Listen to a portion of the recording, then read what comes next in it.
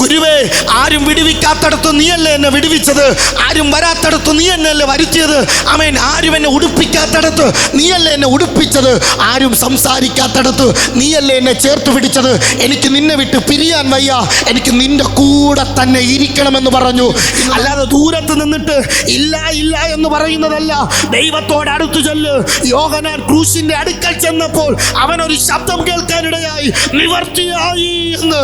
എന്നാൽ മത്തായി മർക്കോസും ക്രൂശിന്റെ ചുവട്ടിൽ ഇല്ലായിരുന്നു. കാലങ്ങൾക്ക് മുമ്പേ പ്രവാചകൻ വിളിച്ചു പറഞ്ഞു, ഭൂമി പൊടുപട പൊട്ടുന്നു, ഭൂമി കിറുകിറ കീറുന്നു, ഭൂമി കിടുകിട കിടുങ്ങുന്നു, ഭൂമി മത്തനെ പോലെ ചാഞ്ചാടുന്നു ആടുന്നു, അതിന്റെ അകൃത്യം അതിന്മേൽ ആമേൻ ഭാരമായിരിക്കുന്നു, ഭൂമി അത് വീഴുക തന്നെ ചെയ്യും. എനിക്ക് ദൈവം തരാമെന്ന് പറഞ്ഞിട്ടുണ്ട്. അതുകൊണ്ട് ഞാൻ ദൈവത്തെ ആരാധിച്ച് ഇവിടെ തന്നെ കൂടും. ആരെല്ലാം കൂടിയില്ലെങ്കിലും ഞാൻ യാഗപീഠമൊരുക്കി ദൈവത്തെ ആരാധിക്കും. ഇതെന്റെ കർത്താവ് എനിക്ക് തന്ന സ്ഥലമാണ്. നന്മ ചെയ്യാൻ അറിഞ്ഞിട്ടും അത് ചെയ്യാത്തത് പാപം. നന്മ ചെയ്യാൻ അറിയാം, സ്വന്തം സഹോദരനെ സ്നേഹിക്കണമെന്ന് ദൈവം പറയാതെ തന്നെ അറിയാം. ഹല്ലേലൂയ. സ്വന്തം കൂട്ടുകാരനെ സ്നേഹിക്കണമെന്ന് അറിയാം, അമ്മയും മാതാപിതാക്കളെ ബഹുമാനിക്കണമെന്ന് അറിയാം. പക്ഷേ അതറിഞ്ഞിട്ടും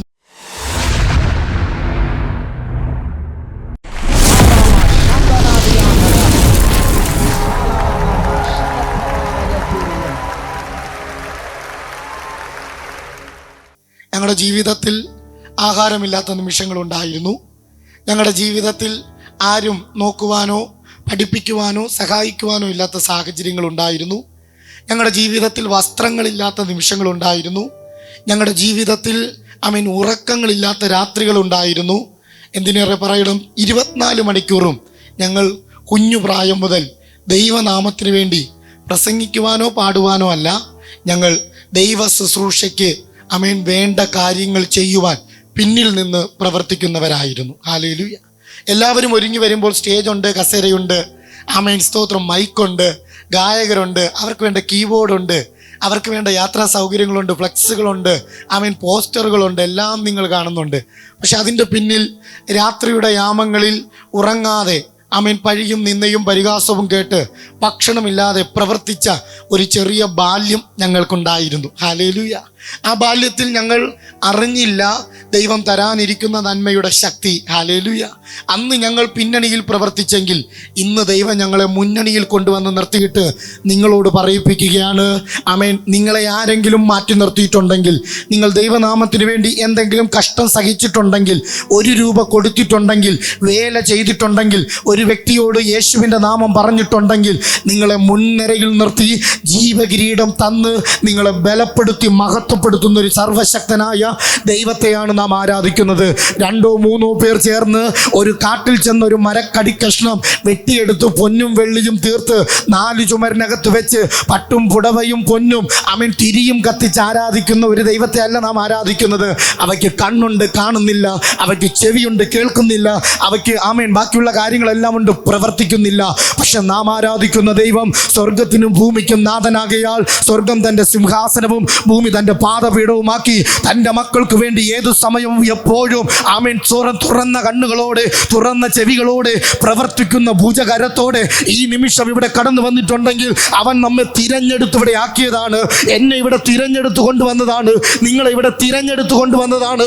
എന്തിനാണെന്ന് ചോദിച്ചാൽ ഒരേ ഒരു ഉത്തരമേ ഉള്ളൂ. യഹോവയുടെ പുസ്തകത്തിൽ നിന്ന് അവൻ്റെ വായാലുള്ള അരുളപ്പാട് ഇന്ന് നമ്മോട് അറിയിക്കേണ്ടതിന്, നമ്മെ നിത്യരക്ഷയ്ക്ക് വേണ്ട ഇന്ധനം നിറയ്ക്കേണ്ടതിന്, നിന്നെ താഴ്ത്തിയവരുടെ മുൻപിൽ നിന്നെ മാനിക്കേണ്ടതിന്, നിന്റെ സന്തോഷത്തെ എന്നും നിലനിർത്തേണ്ടതിന്, നിങ്ങളുടെ കണ്ണുനീരിനെ ഒപ്പേണ്ടതിന്, നിങ്ങളുടെ കാലുകളെ പാറമേൽ ഉയർത്തേണ്ടതിന് സർവശക്തനായ ദൈവം ഇന്നിവിടെ കടന്നു വന്നിട്ടുണ്ട്.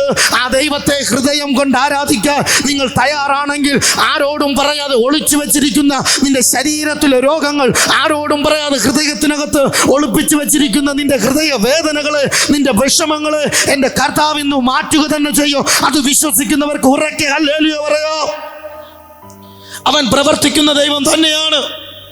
പക്ഷേ അവിശ്വാസമുള്ളൊരു ഹൃദയമല്ല, വിശ്വാസമുള്ളൊരു ഹൃദയം നമുക്ക് വേണം. വിശ്വാസമുള്ള ഹൃദയത്തിന് മാത്രമേ ദൈവത്തിന് പ്രവർത്തിക്കാൻ കഴിയത്തുള്ളൂ. അതുകൊണ്ട് ശരീരങ്ങളുടെ ബലഹീനതകൾ കാണും, മാനുഷികമായ വെല്ലുവിളികൾ കാണും, എതിരായി നിൽക്കുന്ന എതിർപ്പുകൾ കാണും. പക്ഷെ ഇന്ന് ഞാൻ ആരുടെ മുൻപിലാണ് വന്നിരിക്കുന്നതെന്നും ആരാണ് എനിക്ക് വേണ്ടി നിൽക്കുന്നതെന്നും ആരാണ് എനിക്ക് വേണ്ടി പ്രവർത്തിക്കുന്നതെന്നും ഇന്ന് നിങ്ങൾക്ക് ചിന്തയുണ്ടോ? എന്നാൽ ഹൃദയത്തിനകത്ത് ഞാൻ പറയാം, ഉള്ളം കൊണ്ട് ദൈവത്തോട് നിലവിളിച്ചോ. ഇന്ന് ഇവിടെ നിന്ന് പുറത്തു പോകുമ്പോൾ നിന്റെ ഹൃദയം നുറുങ്ങിയതല്ല, ആമേൻ, ആശ്വസിപ്പിച്ച് സമാധാനപ്പെടുത്തി രക്ഷയ്ക്കായി ദൈവം നിന്നെ പറഞ്ഞയക്കുക തന്നെ ചെയ്യും.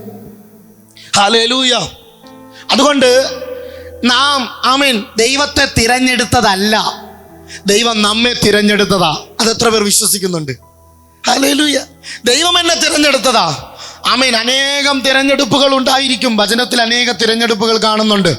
ആമേൻ. ദൈവിക തിരഞ്ഞെടുപ്പും ലോകത്തിന്റെ തിരഞ്ഞെടുപ്പും കാണുന്നുണ്ട്. ഹല്ലേലൂയ. ദൈവം തിരഞ്ഞെടുക്കുന്നവരുണ്ട്, ദൈവത്തെ തിരഞ്ഞെടുത്തവരുണ്ട്. ലോകം തിരഞ്ഞെടുത്തവരുണ്ട്, ലോകത്തെ തിരഞ്ഞെടുത്തവരുണ്ട്. എന്നാൽ ആമേൻ, സ്തോത്രം, ദൈവം നമ്മെ എന്തിനാ തിരഞ്ഞെടുത്തത്? ഈ ആരാധനയിൽ ഇവിടെ ആമേൻ നാം ഇത്രയും പേർ വളർന്നിരിക്കുമ്പോൾ ദൈവം എന്തിനാ ഇവിടെ കൂട്ടിവരുത്തിയത്? എന്തിനാ നമ്മെ തിരഞ്ഞെടുത്തത്? നമുക്കൊരു പഴയകാല ചരിത്രങ്ങൾ ഉണ്ടായിരുന്നു. 33 കോടി ദൈവങ്ങളെ ആരാധിച്ചിരുന്ന ചരിത്രം, പാപത്തിന്റെ അടിമക്കുഴിയിൽ വിടന്നു കിടന്ന ചരിത്രം, അനേക ചരിത്രങ്ങൾ നമുക്ക് പറയാനുണ്ട്. പക്ഷെ ഇന്ന് ദൈവം നമ്മെ ഇവിടെ കൂട്ടിവരുത്തിയിരിക്കുന്നതിന്റെ പ്രധാന ലക്ഷ്യം എന്തിനാ തിരഞ്ഞെടുത്തതെന്ന് ചോദിച്ചാൽ, നാം ദൈവത്തിന്റെ സന്നിധിയിൽ വിശുദ്ധരും നിഷ്കളങ്കരുമാകേണ്ടതിന് അവൻ നമ്മെ തിരഞ്ഞെടുത്തു. ഹല്ലേലൂയ. നാം വിശുദ്ധരും നിഷ്കളങ്കരുമാകേണ്ടതുണ്ട്. ദൈവത്തിന്റെ സന്നിധിയിൽ വിശുദ്ധിയുള്ള ദൈവം നമ്മെക്കുറിച്ച് ആഗ്രഹിക്കുന്നത് നാമും വിശുദ്ധരായി തീരണം. ഹല്ലേലൂയ. നാം വിശുദ്ധരായി തീരാതെ വണ്ണം നമ്മിൽ പ്രവർത്തിക്കുന്ന ഒരു ആത്മാവുണ്ട്. അതാണ് ജഡീക ആത്മാവ്. നമ്മുടെ ഇഷ്ടത്തിന് ലോകത്തിന്റെ മുഖത്തെ കാണിച്ച്, ഹൗവ അമ്മച്ചിയെ വിളിച്ചു കൊണ്ടുപോയി കാണിച്ച്, കണ്ണിന്റെ ഇമ്പമായത് കാണിച്ച്, ആമേൻ, ലോകത്തിന്റെ ഇഷ്ടപ്രകാരങ്ങൾ കാണിച്ച് ഹൗവയെ കൊണ്ട് പാപം ചെയ്യിച്ചതുപോലെ ജഡത്തിന്റെ ആത്മാവ് ഇപ്പോഴും നമ്മെ മാടി വിളിച്ചുകൊണ്ടിരിക്കുകയാണ്. ഈ ആരാധനയ്ക്ക് ഇരിക്കുമ്പോഴും ആരുടെയെങ്കിലും ഹൃദയം ദൈവത്തിന്റെ ആത്മാവിനാൽ നിറഞ്ഞു കവിയുന്നതാണോ, അതോ പിശാച് കൈവശമാക്കിയ ആത്മാവാണോ? ആത്മാവിൽ ആരാധിക്കുന്ന അനന്യാസും സഫീരയുമായിരുന്നു ദൈവ അപ്പോസ്തലന്മാരോടൊപ്പം ദൈവാലയത്തിൽ കൂട്ടായ്മ ആചരിച്ച് അപ്പം നുറുക്കി പ്രാർത്ഥന കഴിച്ച് വിശ്വാസത്തിൽ ഒരുമിച്ചിരുന്ന അനന്യാസും സഫീരയും ഒരു രാത്രിയിൽ തീരുമാനമെടുത്തു, ആമേൻ, നമുക്കുള്ളതിൽ ഒരു നിലം വിറ്റ് അപ്പോസ്തലന്മാരുടെ കാൽക്കൽ വയ്ക്കാം, ദൈവനാമത്തിന് കൊടുക്കാം. ഹല്ലേലൂയ. രാത്രിയിൽ തീരുമാനമെടുത്തു രണ്ടുപേർ. പക്ഷെ അവരുടെ നടുവിൽ പരിശുദ്ധാത്മാവെന്ന കാര്യസ്ഥനുണ്ടായിരുന്നു. അവരതറിഞ്ഞില്ല. അവർ തീരുമാനമെടുത്തു. പ്രഭാതത്തിലായപ്പോൾ അപ്പോസ്തലന്മാരുടെ കാൽക്കൽ കൊണ്ടുവയ്ക്കുവാനുള്ളതിന് കുറേശ്ശെ എടുത്ത് ഭാര്യയോടെ അറിവോടെ എടുത്തു മാറ്റിവെച്ചു. ഹല്ലേലൂയ. അപ്പോസ്തലന്മാരുടെ കാൽക്കൽ മാറ്റിവെച്ചതിൽ നിന്ന് കുറച്ചംശം എടുത്തുകൊണ്ട് മുൻപിൽ വെച്ചിട്ട് പറഞ്ഞു, ഇതാ ഞങ്ങളുടെ വക. ഹല്ലേലൂയ. അപ്പോസ്തലനായ പത്രോസ് ഉടനെ തന്നെ അവരെ വിളിച്ചിട്ട് പറഞ്ഞു, അനന്യാസേ, പരിശുദ്ധാത്മാവിനോട് വ്യാജം കാണിപ്പാൻ നിന്റെ ഹൃദയം കൈവശമാക്കിയത് ആര്? ഹല്ലേലൂയ. സ്തോത്രം. ദൈവത്തിന്റെ ശക്തി നിന്റെ മേൽ വ്യാപരിക്കുന്നതല്ലേ? നീ ആരാധിക്കുന്നവനല്ലേ? നീ പ്രാർത്ഥിക്കുന്നവനല്ലേ? നീ മുട്ടിന്മേൽ നിൽക്കുന്നവനല്ലേ? നീ ദൈവവചനം കേൾക്കുന്നവനല്ലേ? പിന്നെ എങ്ങനെയാ സാത്താൻ നിന്റെ ഹൃദയം കൈവശമാക്കിയത്? ആമേൻ, സ്തോത്രം. നിന്റെ വസ്തുവല്ലേ? നിന്റെ ആരോഗ്യമല്ലേ? നിന്റെ ബലമല്ലേ? നിന്റെ നാവല്ലേ? നിന്റെ ശരീരമല്ലേ? നിനക്ക് ദൈവം തന്ന ദാനങ്ങളല്ലേ? അതൊക്കെ ദൈവത്തിന് വേണ്ടി കൊടുക്കണമോ വേണ്ടയോ എന്ന് നീ തീരുമാനമെടുത്താൽ മതി. അത് ഹൃദയം സാത്താൻ കൈവശമാക്കരുത്. നിന്റെ ഹൃദയ വിചാരങ്ങളെ ദൈവസന്നിധിയിൽ സമർപ്പിക്കുക, എന്നാൽ അതൊക്കെയും സാധിക്കും. ഹല്ലേലൂയ. ഹൃദയം സാത്താൻ കൈവശമാക്കി. വിശുദ്ധനാകാൻ പറ്റിയില്ല, നിഷ്കളങ്കനാകാൻ പറ്റിയില്ല. ആമേൻ, സ്തോത്രം. പക്ഷേ ദൈവം തിരഞ്ഞെടുത്തവരാവരും, നമ്മയും ദൈവം തിരഞ്ഞെടുത്തവരാ. ഈ പ്രഭാതത്തിൽ ഈ ആരാധനയിൽ നാം വന്നിരിക്കുന്നത് ദൈവം തിരഞ്ഞെടുത്തിട്ടാ വന്നിരിക്കുന്നേ. ഹല്ലേലൂയ. ഇവിടെ ഞാൻ എന്നെ കൊണ്ടുവന്ന ദൈവം തിരഞ്ഞെടുത്തിട്ടാ. അപ്പൊ എന്തിനാ ദൈവം തിരഞ്ഞെടുത്തത്? എഫേസ്യർ 1:4-5 വായിക്കുമ്പോൾ അവിടെ ഇങ്ങനെ എഴുതിയിരിക്കുന്നു, നാം തൻ്റെ സന്നിധിയിൽ വിശുദ്ധരും നിഷ്കളങ്കരുമാകേണ്ടതിന് അവൻ ലോകസ്ഥാപനത്തിനു മുമ്പേ അവനിൽ നമ്മെ തിരഞ്ഞെടുത്തു. ലോകസ്ഥാപനത്തിനു മുൻപേ അവൻ നമ്മെ തിരഞ്ഞെടുത്തു. അപ്പൊ ലോകം എപ്പോഴാണ് നമ്മെ തിരഞ്ഞെടുത്തത്? ആമേൻ. ഒരിക്കൽ, ആമേൻ, സ്തോത്രം, ഇസ്രായേലിനൊരു ആമേൻ രാജാവ് ഉണ്ടായിരുന്നു, ശൗൽ എന്ന അവന്റെ പേര്. അവൻ ദൈവത്തോട് തെറ്റ് ചെയ്തു. നല്ലൊരു രാജാവായിരുന്നു, അനേക ആമേൻ, സ്തോത്രം, കാര്യങ്ങൾ ചെയ്യുന്ന രാജാവായിരുന്നു. പക്ഷെ അവൻ ദൈവത്തോട് തെറ്റ് ചെയ്തു. എന്തായിരുന്നു അവന്റെ തെറ്റ്? അനുസരണക്കേട്. ഹല്ലേലൂയ. അനുസരണക്കേടായിരുന്നു അവന്റെ തെറ്റ്. അതുകൊണ്ട് ശമൂവേൽ വന്ന് അവനോട് പറഞ്ഞു, അനുസരിക്കുന്നത് യാഗത്തെക്കാളും ശ്രദ്ധിക്കുന്നത് മുട്ടാടുകളുടെ മേധസ്സുകളെക്കാളും നല്ലതെന്ന് നീ ഈ സമയം അറിയണം. ഹല്ലേലൂയ. ശൗൽ അപ്പോഴും അറിഞ്ഞില്ല. ആമേൻ, സ്തോത്രം. ശൗൽ വീണ്ടും അനുസരണക്കേട് തന്നെ കാണിച്ചു. ശമൂവേൽ പറഞ്ഞു, നിന്റെ രാജസ്ഥാനം കീറി, നിനക്ക് പകരം നിന്റെ ഒരു കൂട്ടുകാരനെ രാജസ്ഥാനത്താക്കിയിരിക്കുന്നു. ഇന്ന് പ്രിയ ദൈവമക്കളെ, ദൈവവചനം അനുസരിക്കേണ്ടത് നമ്മുടെ ബാധ്യതയാണ്. ഹല്ലേലൂയ, ആമേൻ. ഭക്ഷണം നമ്മുടെ മുൻപിൽ വന്നാൽ അതെടുത്ത് കഴിക്കുന്നത് പോലെ ദൈവവചനം നമ്മുടെ മുന്നിലേക്ക് ദൈവാത്മാവ് വിളമ്പി തരുമ്പോൾ അത് ഹൃദയത്തിൻ്റെ ആഴത്തിൽ വിശ്വസിച്ച് അനുസരിച്ച് അനുഗമിക്കേണ്ടത് നമ്മുടെ ഉത്തരവാദിത്തമാണ്. അതിനെ നാം വിട്ടുകൊടുക്കരുത്. ദൈവത്തിന് ഏറ്റവും പ്രസാദമുള്ള യാഗം എന്ന് പറയുന്നത് അനുസരണമാണ്. ഹല്ലേലൂയ, ആ അനുസരണമാണ് നമ്മിൽ വേണ്ടത്. ശൗൽ അനുസരിച്ചില്ല, രാജ പദവി അവനിൽ നിന്ന് നഷ്ടമായി. ബെന്യാമിൻ ഗോത്രത്തിൽ കീശിന്റെ മകനായി ഏറ്റവും കുറഞ്ഞവൻ, തോൾ കൊണ്ട് പൊക്കമുള്ളവനാ. പക്ഷേ അവൻ ഒരു ക്വാളിറ്റിയും പറയാനില്ല. അവനെ ഒരു ക്വാളിറ്റി പറയാനുണ്ട്, ദൈവം അവനെ തിരഞ്ഞെടുത്തു. ഇന്ന് നമുക്കൊരു ക്വാളിറ്റി പറയാനുണ്ട്, ദൈവം നമ്മെ തിരഞ്ഞെടുത്തു. കുടുംബത്തിനകത്ത് അനേക പേരുണ്ടായിരുന്നു, പദവികളുള്ളവർ, പണമുള്ളവർ, ആമേൻ ആമേൻ, സിംഹാസനങ്ങൾ പോലെ വാഴുന്നവർ, എല്ലാം ഉണ്ടായിട്ടും അതിലേറ്റവും പോഷത്വമായ നമ്മെ ദൈവം തിരഞ്ഞെടുത്തു. എന്തിനാ? ആമേൻ, സ്തോത്രം, അവരുടെ മുൻപിൽ ഒരു മഹത്വമാക്കി മാറ്റാൻ. ഹല്ലേലൂയ. ശൗലിനെ രാജസ്ഥാനത്തിൽ നിന്ന് മാറ്റി. ശമൂവേൽ രാത്രിയുടെ യാമത്തിൽ കരയാൻ തുടങ്ങി. ഇനി ആര്? ദൈവം പറഞ്ഞു, നീ എണീക്ക്. ആമേൻ. ഒരു ശൗലില്ലെങ്കിൽ അടുത്തൊരു ശൗലിനെ കൊണ്ടുവരാൻ എനിക്കറിയാം. കാരണം ഞാനാണ് സകലത്തെയും തിരഞ്ഞെടുക്കുന്നത്. അവൻ എന്ത് ചെയ്തു? തിരഞ്ഞെടുത്തു. ശമൂവേലിനോട് പറഞ്ഞു, നീ ഇന്ന പട്ടണത്തിലേക്ക് പോകണം, ബേഥേലിലേക്ക് പോകണം. അവിടെ ഈശായുടെ പുത്രന്മാരെ വിളിക്കണം, അവരിൽ ഒരാളെ ഞാൻ തിരഞ്ഞെടുക്കുന്നുണ്ട്. ഹല്ലേലൂയ. അപ്പോൾ ശമൂവേൽ അവിടെ ഒരു യാഗം കഴിക്കാനെന്നുള്ള രീതിയിൽ അവിടേക്ക് ചെന്നു. ആമേൻ, സ്തോത്രം.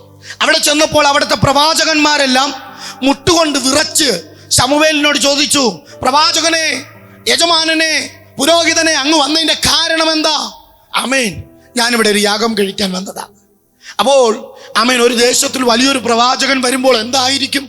പ്രത്യേകിച്ച് ആ പ്രവാചകൻ പറയുകയാണ്, ഈശായുടെ ഭവനത്തെ കൂടി എന്ത് ചെയ്യണം? വിളിച്ചു കൊള്ളണം യാഗത്തിന്. ഹല്ലേലൂയ.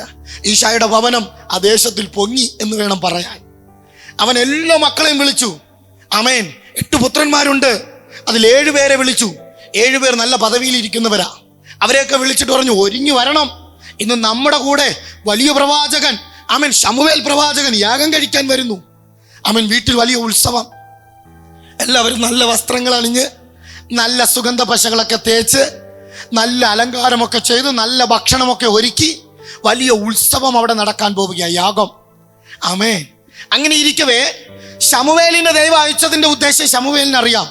ഇതിൽ നിന്ന് വേണം ഒരു രാജാവിനെ നീ തെരഞ്ഞെടുക്കാൻ. തെരഞ്ഞെടുപ്പിന് വേണ്ടിയാ ശമൂവേലിനെ അവിടെ അയച്ചത്. അവിടെയും ദൈവീക തെരഞ്ഞെടുപ്പുമുണ്ട്, ലോകത്തിന്റെ തെരഞ്ഞെടുപ്പുമുണ്ട്. അപ്പോൾ ദൈവിക തെരഞ്ഞെടുപ്പിനെ കുറിച്ച് ഞാൻ പറഞ്ഞു.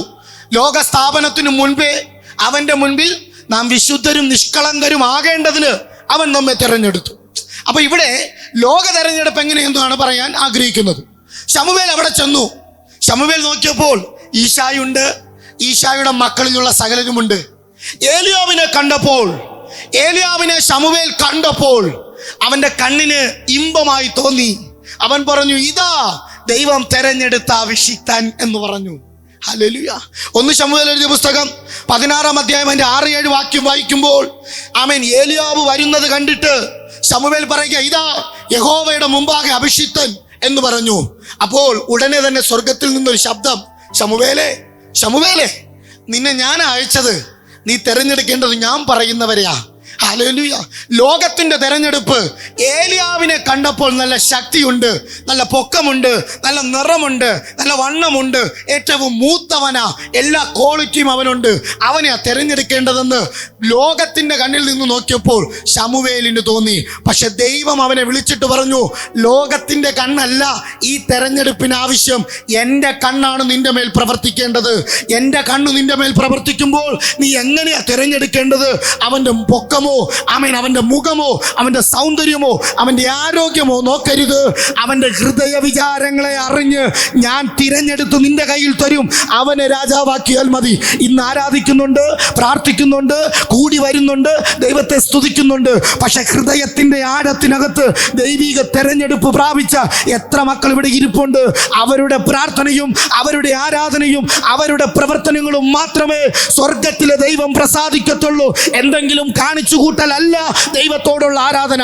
അവൻ്റെ സന്നിധിയിൽ വിശുദ്ധരും നിഷ്കളങ്കരുമായി ദൈവത്തെ ആരാധിക്കുമ്പോഴാണ് അത് പ്രസാദമുള്ള ആരാധനയായി മാറുന്നത്. ഹല്ലേലൂയ. അപ്പോൾ ആമേൻ, സ്തോത്രം. ലോകത്തിന്റെ തെരഞ്ഞെടുപ്പ് മനുഷ്യന്റെ കണ്ണിന് കാണുന്നതാണ്. ദൈവത്തിന്റെ തെരഞ്ഞെടുപ്പോ ദൈവം നമ്മുടെ ഹൃദയങ്ങളെ അറിഞ്ഞ് തിരഞ്ഞെടുക്കും. ഹല്ലേലൂയ. ഇന്ന് നിങ്ങളുടെ ഹൃദയങ്ങളെ ദൈവം അറിയുന്നുണ്ട്. ആരൊക്കെ മാറ്റി നിർത്തിയാലും ദൈവം നിങ്ങളെ തിരഞ്ഞെടുക്കും. ഞാൻ ഇങ്ങനെ ഒരു കാര്യം പറയട്ടെ. എൻ്റെ ജീവിതത്തിൽ ഒരു അനുഭവം ഉണ്ടായിരുന്നു. കുഞ്ഞുനാളിൽ ഞങ്ങൾ ആമേൻ താമസിക്കുന്ന ഹോസ്റ്റലിൽ ആമേൻ, സ്തോത്രം, ഒരു ആരാധന നടക്കുന്ന സ്ഥലമാണ്. ആമേൻ 10,000 പേര് വരുന്ന ഒരു ആരാധന ആലയമാണ്. ആമേൻ ഞായറാഴ്ച ദിവസത്തിൽ, ആ ഞായറാഴ്ച ദിവസത്തിൽ ആ ആലയം വൃത്തിയാക്കുന്നതിന് അവിടെ അനേക വ്യക്തികളുണ്ട്. ഹല്ലേലൂയ. ആമേൻ. അവിടെ കസേരകൾ നിരത്തുന്നതിന് അനേക വ്യക്തികളുണ്ട്. മൈക്ക് സെറ്റ് വെക്കുന്നതിന് അനേക വ്യക്തികളുണ്ട്. മുറ്റമടിക്കുന്നതിന് അനേക വ്യക്തികളുണ്ട്. അതെല്ലാം ചേർന്ന് ഒരു 10-20 പേര് വരും. ഹല്ലേലൂയ. ഒരിക്കൽ എനിക്ക് മതിയായ ഒരു ആഗ്രഹം, മൈക്ക് പിടിച്ചൊന്ന് പാടണം. ഹല്ലേലൂയ. അങ്ങനെ അനേക നാളുകൾ കൊണ്ട് എന്ത് ചെയ്യാൻ തുടങ്ങി? മൈക്ക് പിടിച്ചു പാടുവാൻ വേണ്ടി പ്രാർത്ഥിക്കാൻ തുടങ്ങി, പാട്ട് പഠിക്കാൻ തുടങ്ങി. അപ്പോൾ അത് ലീഡ് ചെയ്യുന്ന ഒരു ദൈവദാസനുണ്ട്. ആ ദൈവദാസനോട് ഞാൻ ചെന്നിട്ട് ചോദിച്ചു, അതെ സാറേ, എനിക്കൊരു പാട്ട് തരണം. ഞാൻ അനേക നാളുകൾ കൊണ്ട് പഠിച്ചിരിക്കുക. എന്തായാലും ഞാൻ ഇവിടെയൊക്കെ തന്നെ താമസിക്കുന്ന വ്യക്തിയല്ലേ, ഞാനും ഇതൊക്കെ ഓരോ കാര്യങ്ങൾ ചെയ്യുന്നതല്ലേ, എനിക്കൊരു പാട്ട് തരണം. ആമേൻ, സ്തോത്രം. അതാണ് നിന്റെ ഇരിപ്പല്ലേ, മനസ്സിലിരിപ്പല്ലേ? ശരി, ഞാൻ ഒരു കാര്യം ചെയ്യാം. എന്നോട് അദ്ദേഹം പറഞ്ഞു, 10-25 പേര് ചേർന്നാണ് ഈ ആലയം എല്ലാം ശുദ്ധീകരിക്കുന്നത്.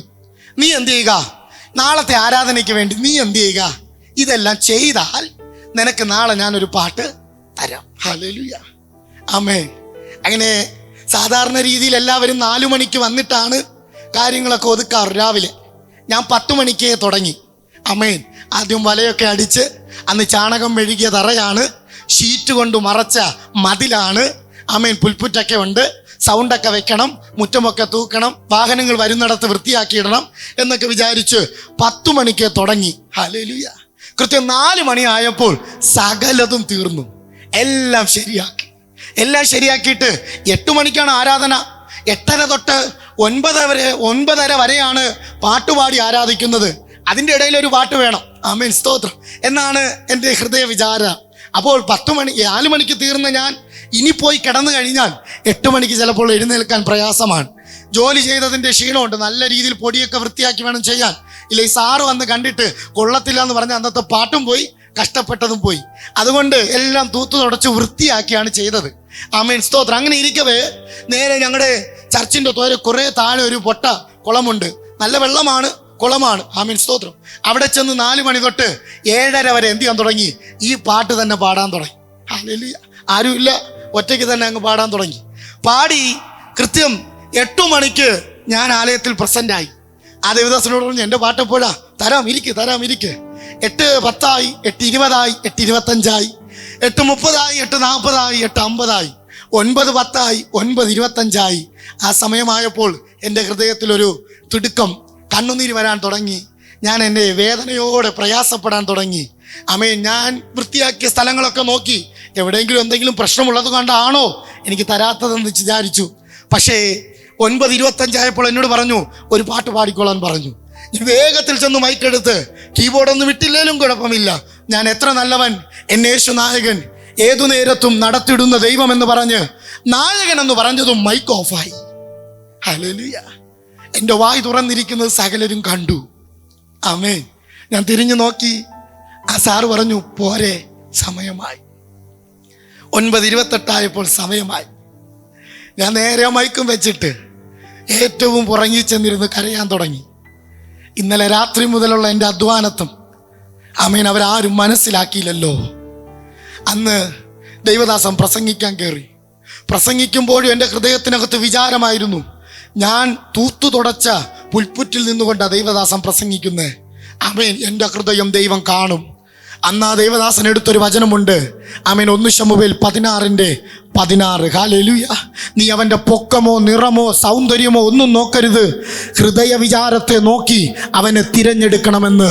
അന്ന് ഞാൻ പ്രയാസപ്പെട്ടില്ല, അന്ന് എനിക്ക് വേദിയില്ലെങ്കിലും അന്ന് എന്നെ മാറ്റി നിർത്തിയ ആ ദൈവദാസന്റെ ചർച്ചിൽ 2.5 മണിക്കൂർ നിന്നുകൊണ്ട് സുവിശേഷം അറിയിക്കുവാൻ ദൈവം എന്നെ തിരഞ്ഞെടുത്തു. ഹല്ലേലൂയ.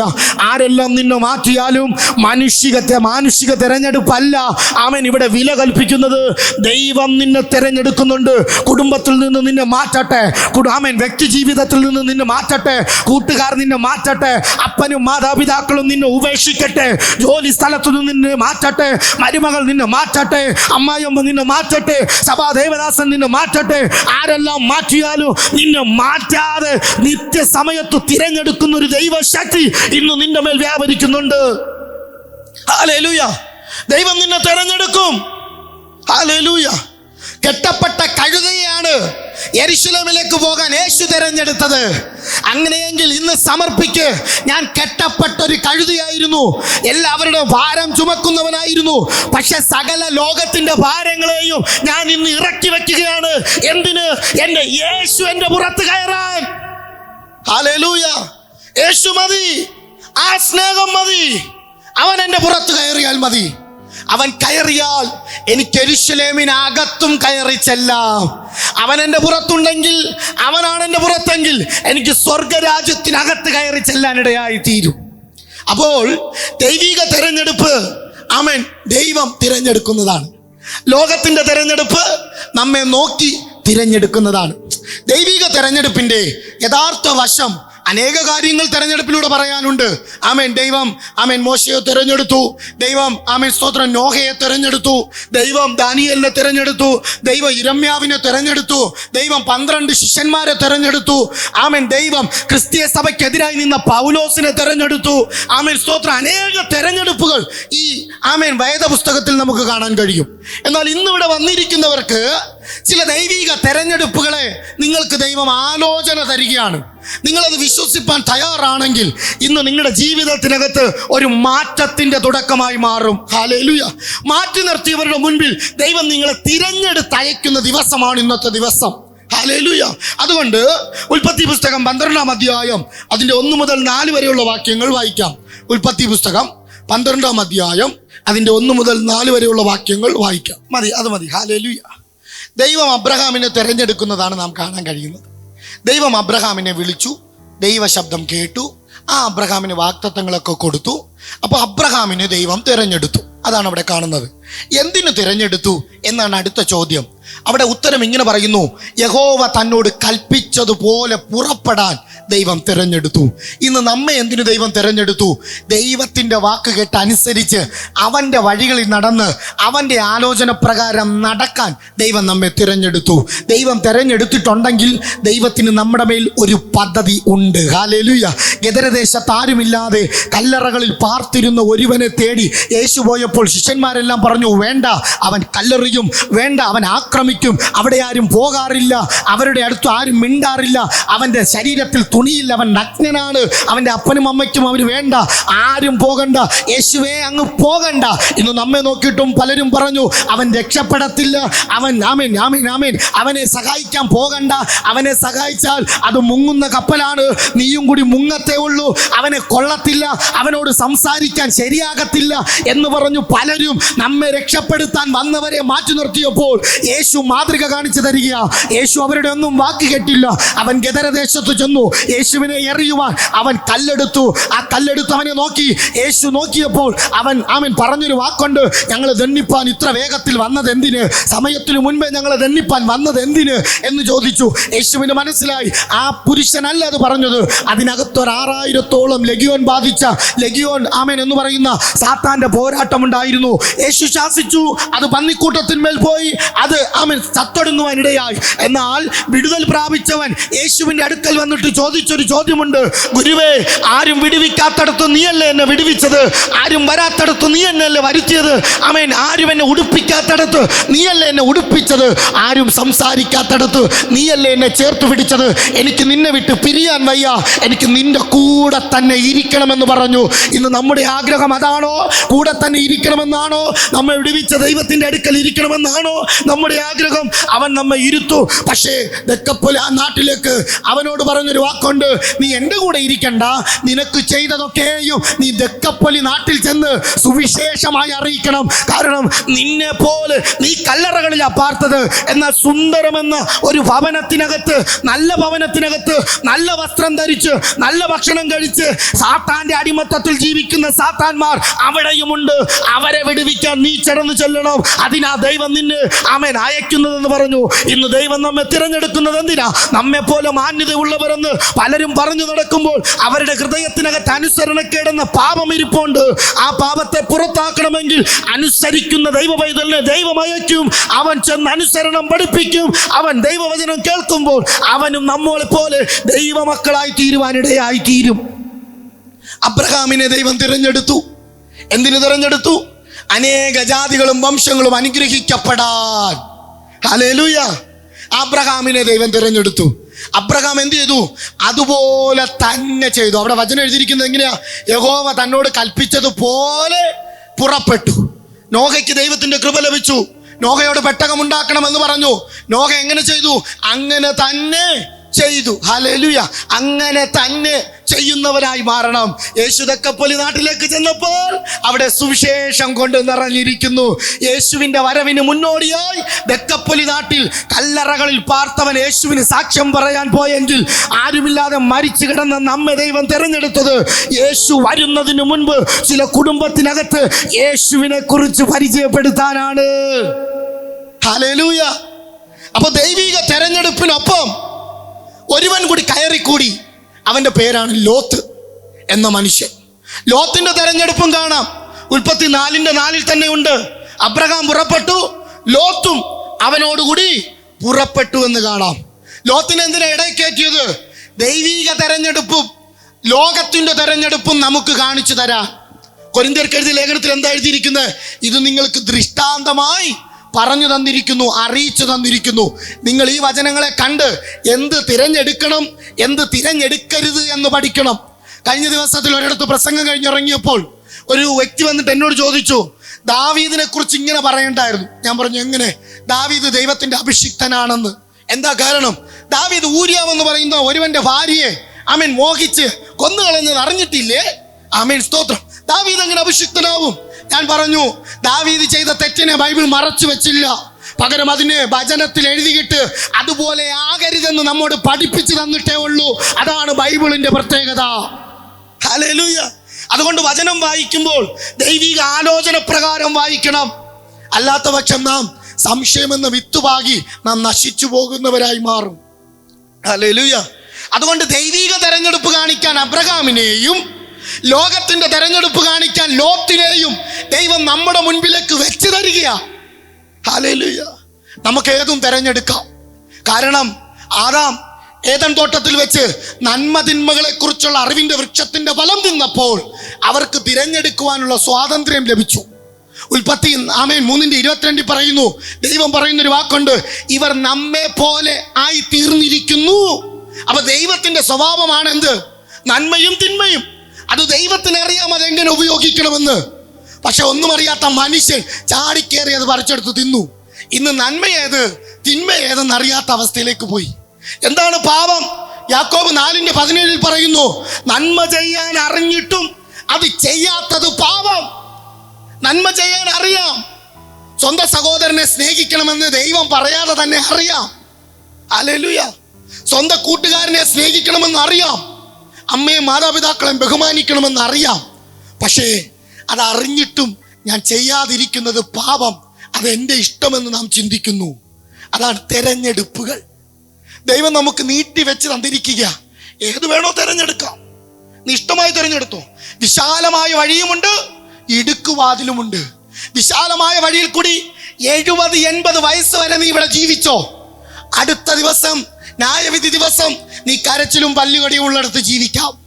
എന്നാൽ 70-80 വയസ്സ് വരെ പൗലോസ് പറഞ്ഞതുപോലെ ഈ കൂടാരത്തിനകത്ത് ഞെരുങ്ങിക്കൊണ്ട് ജീവിച്ചോ. തുടർന്നുള്ള കാലം കർത്താവിൻ്റെ മുഖം കണ്ടു നിനക്ക് ജീവിക്കാം. ഹല്ലേലൂയ. അപ്പോൾ ദൈവം തിരഞ്ഞെടുത്തവന്റെ പ്രത്യേകതകൾ പറയാം. ഒന്ന്, അബ്രഹാമിന്റെ പ്രത്യേകതകൾ പറയാം. ഉൽപ്പത്തി 12:1 അവിടെ വായിക്കുന്നു, യഹോവ അബ്രഹാമിനോട് അരുളി ചെയ്തത് എന്തെന്നാൽ. അപ്പൊ കേൾക്കാത്തവനോട് എങ്ങനെ അരുളി ചെയ്യും? ഹല്ലേലൂയ. അതിനർത്ഥം ആമേൻ, യഹോവ സംസാരിച്ചത് അബ്രഹാം കേൾക്കാൻ തയ്യാറായി. ഹല്ലേലൂയ. ഒന്നാമത്തെ തെരഞ്ഞെടുത്തവന്റെ പ്രത്യേകത, ദൈവം സംസാരിക്കുന്നത് അവൻ കേൾക്കും. കാരണം വചനം യഹോവയുടെ പുസ്തകമാണ്. അവന്റെ ആത്മാവാണ് ഇതിനെ കൂട്ടിവരുത്തിയത്. അവന്റെ വായാണ് ഇതിനെ അരുളി ചെയ്തിരിക്കുന്നത്. അതുകൊണ്ട് പുല്ലുണങ്ങും പൂവാടും, ദൈവത്തിന്റെ വചനത്തിന് ഒരു നാളും മാറ്റമില്ല. അത്ഭുതങ്ങൾ നാളെ തീരും, അടയാളങ്ങൾ നാളെ അവസാനിക്കും, വീര്യപ്രവർത്തികൾ തീരും, കൃപാവരങ്ങൾ നിന്നുപോകും. പക്ഷേ ദൈവത്തിന്റെ വചനം ഒരു നാളും മാറത്തില്ല. അതുകൊണ്ട് വചനം ഹൃദയത്തിന്റെ പലകയിൽ എഴുതി വെച്ച് ദുഷ്ടന്മാരുടെ ആലോചന പ്രകാരം നടക്കാതെ, പാപികളുടെ വഴിയിൽ നിൽക്കാതെ, പരിഹാസികളുടെ ഇരിപ്പിടത്തിൽ ഇരിക്കാതെ, യഹോവയുടെ ന്യായപ്രമാണത്തിൽ സന്തോഷിച്ച് അവന്റെ ന്യായപ്രമാണത്തെ രാപ്പകൽ ധ്യാനിക്കുന്നവൻ ഭാഗ്യവാൻ. ഹല്ലേലൂയ. ദൈവവചനപ്രകാരമുള്ള നന്മയാണോ നീ പ്രാപിക്കുന്നത്? അത് നിന്നിൽ നിന്നൊരു ശത്രുവും കവരത്തില്ല. Hallelujah, hallelujah. താൽക്കാലിക സുഖങ്ങളെയാണോ നീ പ്രാപിക്കുന്നത്? അതിന്ന് കണ്ട് നാളെ തീരും. ദൈവവചനത്തിന് വേണ്ടി കാത്തിരിക്കുന്നവരായി മാറാം. വചനം ഇങ്ങനെ പറയുന്നു, മാൻ നീർത്തോടുകളിലേക്ക് ചെല്ലുവാൻ കാക്ഷിക്കുന്നത് പോലെ എൻ്റെ ഹൃദയം നിന്നോട് ചേരാൻ ആഗ്രഹിക്കുന്നു. ദൈവം വചനമാകുന്നു. ദൈവത്തോട് ചേരണം. ദൈവവചനം ഹൃദയത്തിൻ്റെ പലകയിലുണ്ടായിരിക്കണം. വചനം ഇങ്ങനെ പറയുന്നു, ദൈവത്തോട് അടുത്തു ചെല്ലുവിൻ, എന്നാൽ അവൻ നിങ്ങളോടും.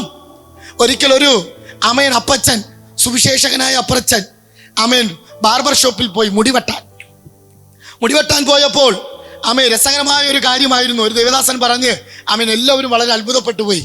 എനിക്കത് വളരെ ഇഷ്ടപ്പെട്ടു. അതുകൊണ്ട് ഞാനും എല്ലായിടത്തും അത് പറയും. ആമേൻ. ആ അപ്പച്ചൻ എന്ത് ചെയ്തു? മുടിവെട്ടാൻ പോയി. ബാർബർ ഷോപ്പറിന്റെ കസേരയിൽ കയറിയിരുന്നു. ബാർബർ മുടിവെട്ടാൻ തുടങ്ങി. കുറച്ച് പേരൊക്കെ അവിടെ പുസ്തകങ്ങളൊക്കെ വായിച്ചിരിപ്പുണ്ട്. അവരെല്ലാം ചോദിക്കാൻ തുടങ്ങി. ആ ബാർബർ പറഞ്ഞു, എൻ്റെ പൊന്നപ്പച്ച, നിങ്ങൾ ഈ വെള്ളയൊക്കെ മാറ്റി ബൈബിളൊക്കെ ഒന്ന് താഴെ വെച്ച് നേരെ നടാ, ദൈവമൊന്നും ഇല്ല. 2-3 പ്രാവശ്യം എന്ത് ചെയ്യാൻ തുടങ്ങി. ദൈവമില്ല, ദൈവമില്ല, ദൈവമില്ല എന്ന് അപ്പച്ചനെ നോക്കി അവിടെ ഇരിക്കുന്ന എല്ലാവരും പറയാൻ തുടങ്ങി. സ്വാഭാവികമായി എന്തെങ്കിലും ഒന്ന് പറയേണ്ടതാണ്. പക്ഷെ അപ്പച്ചൻ എന്ത് ചെയ്തില്ല? മിണ്ടിയില്ല. കാരണം എന്തായിരിക്കും? ബാർബറിന്റെ കയ്യിലിരിക്കുന്നത് കത്തി. എന്തെങ്കിലും പറഞ്ഞു ദുരാത്മാവ് അവന്റെ മേൽ വ്യാപരിച്ച് എൻ്റെ കഴുത്തെങ്ങാനും അറുത്ത് കളഞ്ഞാലോ എന്ന് വിചാരിച്ച അപ്പച്ചൻ ഹൃദയത്തിൽ ധ്യാനിച്ചു മൗനമായിരുന്നു. ഹല്ലേലൂയ. അത് കഴിഞ്ഞ് ആമേൻ സ്തോത്രം, മുടിയൊക്കെ വെട്ടി അപ്പച്ചൻ വെളിയിലോട്ട് ഇറങ്ങി ഒന്ന് ജുബ്ബയൊക്കെ കുടഞ്ഞു നോക്കിയപ്പോൾ മുടി നീട്ടി വളർത്തി ഒരുവൻ ദോ പോകുന്നു. ഉടനെ ബാർബറെ വിളിച്ചു, ബാർബർ എങ്ങുവാ? മുടി വെട്ടുന്നവൻ ഇല്ല. ഹല്ലേലൂയ. ബാർബർ ചിരിച്ചോണ്ട് പറഞ്ഞു, നോക്ക്, ഞാനാ മുടി വെട്ടിക്കൊടുത്തതോ പറയുന്നു, നോക്ക്, മുടി വെട്ടുന്നവനില്ലെന്ന്. എൻ്റെ പൊന്നപ്പച്ചൻ, ഞാനല്ലേ ഇപ്പൊ വെട്ടി തന്നെ? പറഞ്ഞു, ഇല്ല, മുടി വെട്ടുന്നവനില്ല. ആമേൻ. എന്താ കാരണം? ആ ദോ പോകുന്ന ഒരുത്തൻ മുടി നീട്ടി വളർത്തി. അതെന്താ? മുടി വെട്ടുന്നവൻ ഇല്ലാത്തത് കൊണ്ടല്ലേ. ഉടനെ ബാർബർ പറഞ്ഞു, അവൻ എൻ്റെ അടുത്ത് വരണ്ടേ അപ്പച്ച, എന്നാലല്ലേ എനിക്ക് മുടി വെട്ടാൻ പറ്റത്തുള്ളൂ. നീ ഇത്രയും നേരം ഞാൻ കസേര ഇരുന്നപ്പം കത്തിയും പിടിച്ചിരുന്നോണ്ടാ മിണ്ടാത്തത്. ഞാൻ ഒരു ഉത്തരം നിനക്ക് തരാം. നീ ദൈവത്തോട് അടുത്ത് ചെല്ല്, എന്നാൽ അവൻ ദൈവമെന്ന് നീ അറിയാനിടയായി തീരും. അല്ലാതെ ദൂരത്ത് നിന്നിട്ട് ഇല്ല ഇല്ല എന്ന് പറയുന്നതല്ല. ദൈവത്തോട് അടുത്ത് ചെല്ല്. യോഹന്നാൻ ക്രൂശിന്റെ അടുക്കൽ ചെന്നപ്പോൾ അവൻ ഒരു ശബ്ദം കേൾക്കാനിടയായി, നിവർത്തിയായി എന്ന്. എന്നാൽ മത്തായി മർക്കോസും ക്രൂശിന്റെ ചുവട്ടിൽ ഇല്ലായിരുന്നു. അവർ പറഞ്ഞു, ഉറക്കെ നിലവിളിച്ച് കരഞ്ഞു പ്രാണനെ വിട്ടു. ക്രൂശിന്റെ അടുക്കൽ വരുന്നവർക്ക് സകലതും നിവർത്തിയായെന്ന ദൂത് കേൾക്കാനിടയായി തീരും. ഇന്ന് നിങ്ങൾ ഹൃദയങ്ങളെ കൊണ്ട് ക്രൂശിന്റെ അടുത്തേക്ക് ചെല്ല്. നിങ്ങളുടെ ജീവിതത്തിന്റെ ഹൃദയത്തിന്റെ വിചാരങ്ങളെ നിവർത്തിയാക്കി തരാൻ സർവശക്തനായ ദൈവത്തിന് സാധിക്കും. ഹല്ലേലൂയ. അപ്പോൾ ഉൽപ്പത്തി 12:1 ദൈവശബ്ദം കേൾക്കുന്നവനായിരുന്നു ആമേൻ അബ്രഹാം. ഉൽപ്പത്തി 12:1, 2, 3 വായിക്കുമ്പോൾ ദൈവത്തിൽ നിന്ന് വാഗ്ദത്തം പ്രാപിച്ചവനാണ് അബ്രഹാം. ഉൽപ്പത്തി 12:7 വായിക്കുമ്പോൾ ദൈവം പ്രത്യക്ഷപ്പെടുന്ന വ്യക്തിയായിരുന്നു അബ്രഹാം. ഇന്ന് നമ്മൾ വാഗ്ദത്തങ്ങൾ പ്രാപിച്ചവരാണോ? വാക്കു പറഞ്ഞവൻ മാറത്തില്ല, പക്ഷെ കേട്ടവരായ നാം പലപ്പോഴും മാറാൻ സാധ്യതയുണ്ട്. അതുകൊണ്ട് മാറരുത്. ഉണർന്നിരിപ്പിൻ, വിശ്വാസത്തിൽ നിലനിൽപ്പിൻ, പുരുഷത്വം കാണിപ്പിൻ, ശക്തിപ്പെടുവിൻ, ചെയ്യുന്നതെല്ലാം സ്നേഹത്തിൽ ചെയ്യുവിൻ. വാഗ്ദത്തം നിലനിൽക്കും. Hallelujah, hallelujah. അല്ലെങ്കിൽ വാഗ്ദത്തം നമ്മെ വിട്ട് ദൂരെ പോകും. പകരം മറ്റൊരുത്തനെ ദൈവം അവിടെ തിരഞ്ഞെടുക്കും. ഹല്ലേലൂയ. യൂദയ്ക്ക് വാഗ്ദത്തം ഉണ്ടായിരുന്നു 12 ശിഷ്യന്മാരോടൊപ്പം സ്വർഗരാജ്യത്തിന്റെ അവകാശിയാകാൻ. പക്ഷെ അവൻ ലോകത്തെ തിരഞ്ഞെടുത്തു. ആമേൻ. അവന് പകരം വേറൊരുവനെ അവിടെ ആക്കി ആ സ്വർഗരാജ്യത്തിന്റെ സിംഹാസനത്തിൽ ഇരിക്കാൻ ദൈവം പദവി കൊടുത്തു. അങ്ങനെയാണെങ്കിൽ നമ്മുടെ സിംഹാസനം, നമുക്ക് ദൈവം തന്നിരിക്കുന്ന പദവികൾ നഷ്ടപ്പെടാതിരിക്കാൻ അവന്റെ വാഗ്ദത്തത്തെ മുറുകെ പിടിച്ചു മുന്നോട്ട് പോകണം. മൂന്നാമതായി, ദൈവം പ്രത്യക്ഷപ്പെടുന്ന വ്യക്തിയായിരുന്നു അബ്രഹാം. നമുക്ക് ദൈവം പ്രത്യക്ഷപ്പെടാറുണ്ടോ? പ്രത്യക്ഷപ്പെടാറുണ്ടല്ലേ. സ്വപ്നത്തിൽ, കാളയായി, പാമ്പായി, ആമേൻ, കറുത്ത മേഘമായി, ആത്മാവായി. ഹല്ലേലൂയ. ദൈവപുരുഷന് ദൈവം പ്രത്യക്ഷപ്പെടും. എന്തായിരിക്കണം ദൈവപുരുഷന്റെ മാന്യതകൾ? ആമേൻ, പ്രത്യേകതകൾ. ദൈവം പ്രത്യക്ഷപ്പെടാൻ ഒരു ദൈവമകന്റെ മേൽ വേണ്ടത് എന്തൊക്കെയാ? യോബ് നമ്മെ പഠിപ്പിക്കുന്നുണ്ട്. എന്തൊക്കെയാ? നിഷ്കളങ്കൻ, നേരുള്ളവൻ, ദോഷം വിട്ടകലുന്നവൻ, ദൈവഭക്തൻ. ഹല്ലേലൂയ.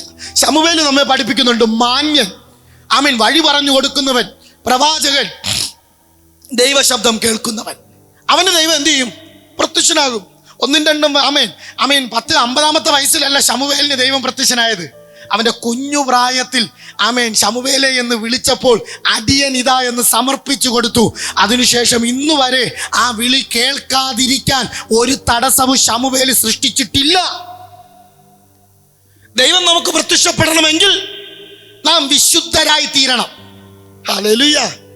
ആ മോശയെ ദൈവം തെരഞ്ഞെടുത്തപ്പോൾ എന്താ പറഞ്ഞു? മോശേ, നീ നിൽക്കുന്ന സ്ഥലം വിശുദ്ധമാകിയാൽ നിന്റെ കാലിന്റെ ചെരുപ്പ് അഴിച്ചുകളാ. നീ വിശുദ്ധനാകണം. നിന്റെ കാൽ നന്മ സുവിശേഷിക്കുന്നതായി തീരണം. നിന്റെ ഹൃദയം ദൈവത്തിന്റെ ആത്മാവിന്റെ ഫലം കായ്ക്കുന്നതായി തീരണം. ദൈവം നമ്മെ തിരഞ്ഞെടുത്തത് ആത്മാവിന്റെ ഫലങ്ങൾ കായ്ക്കാനാ. ജഡത്തിന്റെ ഫലങ്ങളുമുണ്ട്, ആത്മാവിന്റെ ഫലങ്ങളുമുണ്ട്. ജഡത്തിന്റെ ഫലം ഗലാത്യർ 5:19 ദുർനടപ്പ്, അശുദ്ധി, ദുഷ്കാമം, ആഭിചാരം, വിഗ്രഹാരാധന, പക, പിണക്കം, ക്രോധം, ശാഠ്യം, ദന്തപക്ഷം, ഭിന്നത, അസൂയ, മദ്യപാനം, വെറിക്കൂത്ത്. ഇതൊക്കെ ജഡത്തിന്റെ ഫലങ്ങളാ. ഇത് നമ്മിലുണ്ടെങ്കിൽ ദൈവം നമുക്ക് പ്രത്യക്ഷനാകത്തില്ല. നാം ദൈവത്തിന്റെ മുൻപിലും പ്രത്യക്ഷനാകത്തില്ല. പക്ഷേ ആത്മാവിന്റെ ഫലമുണ്ടോ? സ്നേഹം, സന്തോഷം, സമാധാനം, ദീർഘക്ഷമ, ദയ, പരോപകാരം, വിശ്വസ്തത, സൗമ്യത, ഇന്ദ്രിയജയം എന്നിവയുണ്ടെങ്കിൽ ദൈവം പ്രത്യക്ഷനാകും.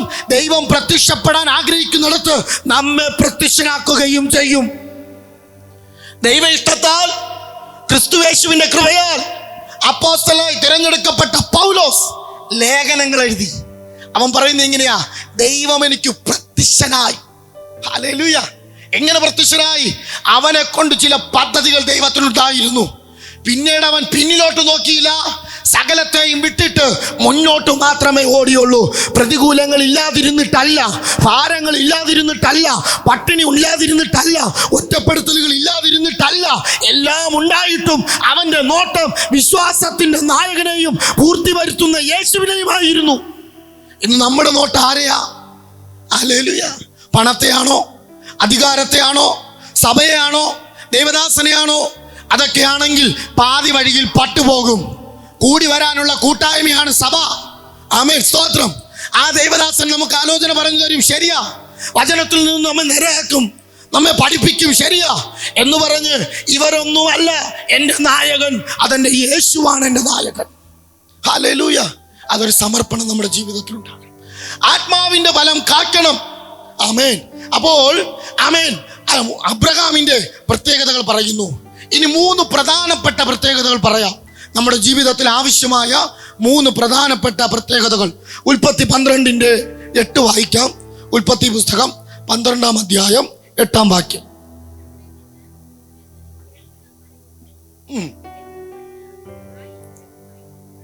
ആ ശ്രദ്ധിച്ചോ നിങ്ങൾ? അവിടെ നാം വായിച്ചത് ഇങ്ങനെയാണ്, ഉൽപ്പത്തി 12:8. ആമേൻ.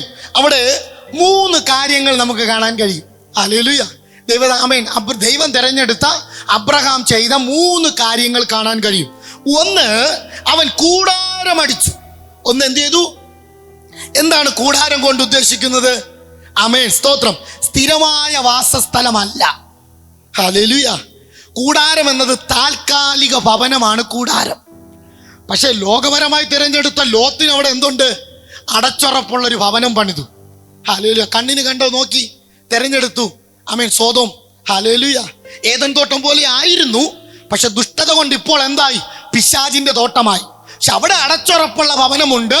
പക്ഷെ ഇവിടെ ദൈവത്തിന്റെ തെരഞ്ഞെടുപ്പിൽ, ദൈവിക തെരഞ്ഞെടുപ്പിൽ ഉള്ളവന് കൂടാരമാണുള്ളത്. എന്താണ് കൂടാരം? ഉൽപ്പത്തി 11-ാം അധ്യായം വായിക്കുമ്പോൾ നിമ്രോദിന്റെ കാലഘട്ടം, ദൈവത്തിന്റെ മുമ്പാകെ നായാട്ടുവീരനായ ഒരു വ്യക്തിയാണ് നിമ്രോദ്. എങ്ങനെയാ നായാട്ടുവീരനായത്? ദൈവം പറഞ്ഞു, നിങ്ങൾ ഭൂമിയിൽ പെറ്റുപെരുകി സന്താന പുഷ്ടിയുള്ളവരായി മാറണം. നിമ്രോദ് പറഞ്ഞു, വാ, ഒരിടത്തും പോകണ്ട, നമുക്ക് ഒരുമിച്ച് നിന്ന് ഇഷ്ടിക കൊണ്ട് പണിത് കളിമണ്ണ് പശയായി ഉപയോഗിച്ച് ദൈവത്തിന്റെ സ്വർഗം എത്തുന്ന ഒരു ഗോപുരം പണിയാം. അപ്പൊ അവിടെ എന്തുണ്ട്? ഇഷ്ടികയുമുണ്ട്, കളിമണ്ണ് പശയുമുണ്ട്. അതെടുത്തു വേണമെങ്കിൽ അബ്രഹാമിന് ഭവനം പണിയാം. പക്ഷെ അബ്രഹാം കൂടാരത്തിലാണ് പാർത്തിരുന്നത്. ഹല്ലേലൂയ. ആമേൻ. ഹല്ലേലൂയ. എന്തുകൊണ്ട് കൂടാരത്തിൽ പാർത്തു? ആമേൻ, സ്തോത്രം. അവിടെ ചില കാര്യങ്ങൾ പറയുവാനിട്ടുണ്ട്. ഒരു മനുഷ്യന്റെ ജീവിതത്തിൽ 5 കൂടാരങ്ങളുണ്ട്. ഒരു മനുഷ്യന്റെ ജീവിതത്തിൽ 5 കൂടാരങ്ങൾ ഉണ്ട്. 1, അമ്മയുടെ ഗർഭപാത്രം ഒരു കൂടാരമാണ്. 2, നാം പാർക്കുന്ന ഈ ഭൂമി ഒരു കൂടാരമാണ്. 3, നാം ഈ ഭൂമിയിൽ പണിതിരിക്കുന്ന ഭവനം ഒരു കൂടാരമാണ്. 4, ആമേൻ, സ്തോത്രം, നമ്മുടെ ഈ ശരീരം ഒരു കൂടാരമാണ്. 5, ദൈവം കൈപ്പണിയായി നിർമ്മിച്ചതും ദൈവം അടിസ്ഥാനമിട്ടതും ദൈവം ശില്പിയായിരുന്ന സ്വർഗം അതൊരു കൂടാരമാണ്. ഹല്ലേലൂയ. എന്നാൽ ഇതിൽ 4 കൂടാരങ്ങൾ നമുക്ക് വാസയോഗ്യമല്ല. 1, അമ്മയുടെ ഉദരം. ആമേൻ, സ്തോത്രം. 1, അമ്മയുടെ ഗർഭപാത്രം നമുക്ക് സുരക്ഷിതത്വമല്ല. അത് അബ്രഹാമിന് നല്ലതുപോലെ അറിയാം. ദൈവം തെരഞ്ഞെടുത്ത ദൈവമക്കൾക്കും അതറിയണം. ഹല്ലേലൂയ. അമ്മയുടെ ഉദരപാത്രം, ആമേൻ, ഗർഭപാത്രം ഒരിക്കലും ഒരു ശിശുവിന് സുരക്ഷിതത്വമല്ല. അത് ഇന്നത്തെ ലോകം നമ്മെ വിളിച്ചു പറയിപ്പിക്കുന്നുണ്ട്. ജനിക്കുന്നതിന് മുൻപേ കൊല്ലുന്ന അമ്മമാർ, ആമേൻ, സ്തോത്രം, ജനിച്ചു കഴിഞ്ഞാൽ പാറയിലടിച്ചും ആമേൻ പുഴയിലെറിഞ്ഞും കൊല്ലുന്ന അമ്മമാരെ നാം കാണാറുണ്ട്. അതുകൊണ്ട് തന്നെ ആമേൻ, നാം ഒരിക്കലും ഗർഭപാത്രത്തെ കുറിച്ച് അതിശയിക്കേണ്ട. അതൊരു ശാപത്തിൽ നിന്നുണ്ടായതാണെന്ന് നമുക്ക് എല്ലാവർക്കും അറിയാമല്ലോ. എന്നാൽ അതൊരു അനുഗ്രഹമാക്കി ദൈവം മാറ്റിയിട്ടുമുണ്ട്. ഹല്ലേലൂയ.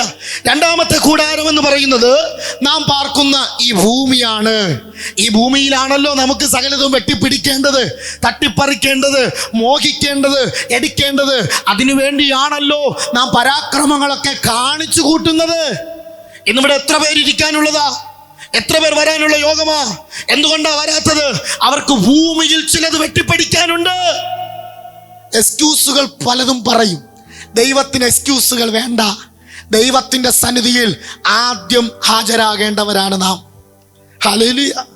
ആർക്കും ലഭിക്കാത്ത കൃപയല്ലേ മനുഷ്യർക്ക് ലഭിച്ചത്? മൃഗങ്ങൾക്ക് പോലും ആത്മാവിനെ ദൈവം കൊടുത്തിട്ടില്ല. ദൈവത്തിന്റെ സ്വരൂപവും സാദൃശ്യവും ദൈവം മനുഷ്യനാ കൊടുത്തത്.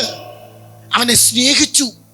ആവർത്തന പുസ്തകം 33:3 പറയുന്നു, അവൻ ജനത്തെ സ്നേഹിച്ചു. പക്ഷെ ജനം സ്നേഹിച്ചില്ല. അവൻ വെട്ടിപ്പിടിക്കാൻ തുടങ്ങി, തട്ടിപ്പറിക്കാൻ തുടങ്ങി. ഈ ഭൂമി സുരക്ഷിതത്വമല്ല. ഹല്ലേലൂയ. എന്താ കാരണം? ആമേൻ. ഭൂമി, യെശയ്യാപ്രവാചകന്റെ പുസ്തകം 24-ാം അധ്യായം അതിന്റെ 19-20 വാക്യം ഇങ്ങനെ വിളിച്ചു പറയുന്നു. കാലങ്ങൾക്ക് മുമ്പ് പ്രവാചകൻ വിളിച്ചു പറഞ്ഞു, ഭൂമി പൊടുപൊട പൊട്ടുന്നു, ഭൂമി കിറുകിറ കീറുന്നു, ഭൂമി കിടുകിട കിടുങ്ങുന്നു, ഭൂമി മത്തനെ പോലെ ചാഞ്ചാടുന്നു, ആടുന്നു, അതിന്റെ അകൃത്യം അതിന്മേൽ ആമേൻ ഭാരമായിരിക്കുന്നു. ഭൂമി അത് വീഴുക തന്നെ ചെയ്യും. ഈ ഭൂമി വീഴും. അതുകൊണ്ട് ഈ ഭൂമിയിൽ എനിക്ക് ജീവകാലമെല്ലാം ജീവിക്കാമെന്ന് പറഞ്ഞ് ഒരു വിശ്വാസി ഇരിക്കരുത്. ഈ ആരാധനയിൽ നിങ്ങളുടെ ഹൃദയത്തിനകത്ത് ഈ ബോധമുണ്ടാകണം, ഈ ഭൂമി എനിക്ക് സുരക്ഷിതത്വമല്ല. 2, അപ്പോൾ നാം ഈ പാർക്കുന്ന ഭൂമിയും സുരക്ഷിതത്വമല്ല. 3, നാം പണി കഴിപ്പിക്കുന്ന ഭവനമുണ്ട്. ഹല്ലേലൂയ. എങ്ങനെയൊക്കെയാ ഇപ്പൊ പണി കഴിപ്പിക്കുന്നത്? വീടിനകത്ത്, റൂമിനകത്ത് സ്വിമ്മിംഗ് പൂള്, പട്ടിക്ക് കിടക്കാനുള്ളത്, AC പട്ടിക്ക്, അല്ലേ? ഇന്നത്തെ വീടുകൾ കണ്ട നമ്മൾ അതിശയിച്ചു പോകും, അല്ലേ? ഹല്ലേലൂയ.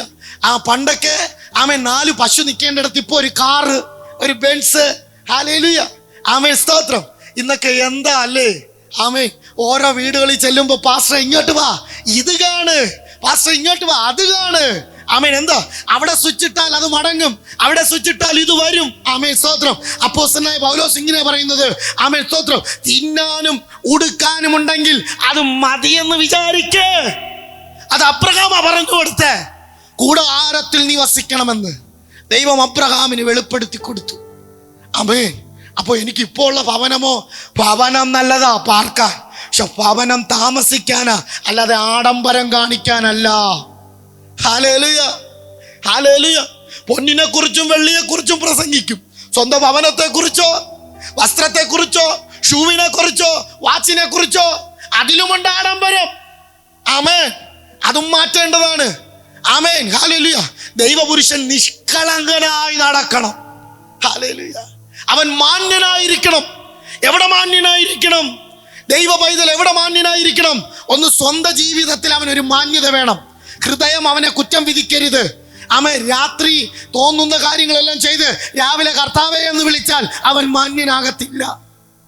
സ്വന്തം ജീവിതത്തിനകത്തൊരു മാന്യത ഉണ്ടാകണം. 2, കുടുംബത്തിനകത്ത് അവനൊരു മാന്യത ഉണ്ടാകണം. പണം കൊണ്ടും അധികാരം കൊണ്ടുമല്ല, ഹൃദയശുദ്ധി കൊണ്ടുള്ള മാന്യത. സ്വന്തം ഭാര്യയുടെ മുൻപിൽ മാന്യത വേണം, മക്കളുടെ മുൻപിൽ മാന്യത വേണം, ഭർത്താവിന്റെ മുൻപിൽ മാന്യത വേണം. യജമാനനെ എന്ന് സാറ വിളിച്ചു. സ്തോത്രം. ഹല്ലേലൂയ. ധാരയെ അബ്രഹാം സ്നേഹിച്ചു. കുഞ്ഞുങ്ങളെ വാത്സല്യത്തിൽ വളർത്തണം. ഇതൊക്കെയാണ് മാന്യതകൾ. ദേശത്തിൽ മാന്യത വേണം. സ്വന്തം അയൽക്കാരനെ സ്നേഹിക്കത്തില്ല, സ്റ്റേജിൽ കയറി നിന്ന് പ്രസംഗിക്കും ദൈവം സ്നേഹിക്കണമെന്ന് കൽപ്പിച്ചത്. കാണുന്ന പോക്രായങ്ങൾ, അല്ലേ? കാണാറില്ലേ? കേൾക്കാറില്ലേ? പ്രിയമക്കളെ, നമുക്കിത് മാറാനുള്ള സമയമാ. എന്തായാലും കർത്താവിന്റെ സന്നിധിയിൽ ഇറങ്ങിയ ദൈവം നമ്മെ അനുഗ്രഹിച്ചിട്ടല്ലാതെ വിടത്തില്ല. അതുകൊണ്ട് നാം ദൈവത്തിന്റെ സന്നിധിയിൽ ദൈവിക തെരഞ്ഞെടുപ്പിനനുസരിച്ച് ജീവിക്കുന്നവരായി നമുക്ക് മാറാം. അബ്രഹാം നമുക്ക് കാണിച്ചു തരുന്നു. നാം പണി കഴിപ്പിക്കുന്ന ഭവനം, പ്രളയങ്ങളും ഭൂകമ്പങ്ങളും വന്നപ്പോൾ നമുക്ക് തന്നെ പ്രകൃതി കാണിച്ചു തന്നു. അതിന്റെ വികൃതിയായി എല്ലാം ഒലിച്ചുപോയി. ഈ ഭൂമിയിലെ ഭവനം ഒന്നും ശാശ്വതമല്ല. 4, നാം ജീവിച്ചിരിക്കുന്ന ഈ ശരീരം, ഹല്ലേലൂയ, എത്ര പിടിച്ചു വെക്കാൻ നോക്കിയാലും അത് നമ്മുടെ കൂടെ വരത്തില്ല. ഇന്നിവിടെ ഇരിക്കുന്നവരൊക്കെ വാർദ്ധക്യത്തിലുള്ളവരൊക്കെ ഉണ്ട്. ഞാൻ എപ്പോഴും എവിടെ ചെന്നാലും പറയാറുണ്ട്, വാർദ്ധക്യത്തിൽ ഇരിക്കുന്നവരൊക്കെ ഞങ്ങളെ കാണുമ്പോൾ സന്തോഷിക്കണം. എന്തിനാണെന്നറിയാമോ? നിങ്ങളുടെ കണ്ണുനീര് പാഴാകുന്നില്ല എന്നുള്ള അർത്ഥമാണ് യൗവനക്കാർ നിങ്ങളുടെ മുമ്പിൽ നിന്ന് കർത്താവിനെ വിളിച്ചു പറയുന്നത്. ഹല്ലേലൂയ. ഹല്ലേലൂയ. അതുകൊണ്ട് പ്രിയമക്കളെ, നമ്മുടെ ശരീരം എന്ന ഭവനവും നമ്മെ വിട്ടു മാറിപ്പോകും. ആത്മാവ് ദൈവത്തിങ്കിലേക്ക് പോകും, ജഡം മണ്ണോട് ചേരും. 5-ാമത്തെ ഭവനം എന്നത്, സ്തോത്രം. അപ്പോൾ ഈ 4 ഭവനങ്ങളും തീരുന്ന ഇടത്ത് അബ്രഹാം കൂടാരത്തിൽ താമസിച്ച് നമ്മോട് പറയുന്ന ഒരു കാര്യമുണ്ട്. വിശ്വാസത്താൽ അബ്രഹാം പ്രത്യാശയോടെ ജീവിച്ച്, ഞാൻ ഇവിടെ നിന്ന് 5-ാമത്തെ കൂടാരമായ ദൈവം ശില്പിയായി നിർമ്മിച്ചതും അടിസ്ഥാനമുള്ളതുമായ നഗരത്തിൽ, സ്വർഗത്തിൽ അഴിഞ്ഞു പോകാത്ത എൻ്റെ ദൈവം എനിക്ക് ഉറപ്പുള്ള ഭവനം ഒരുക്കിയ ഇടത്ത് ഞാൻ ചെന്ന് പാർക്കും. അതിനു വേണ്ടി ഞാൻ ഈ കൂടാരത്തിൽ ഞെരുങ്ങി താമസിക്കുന്നു.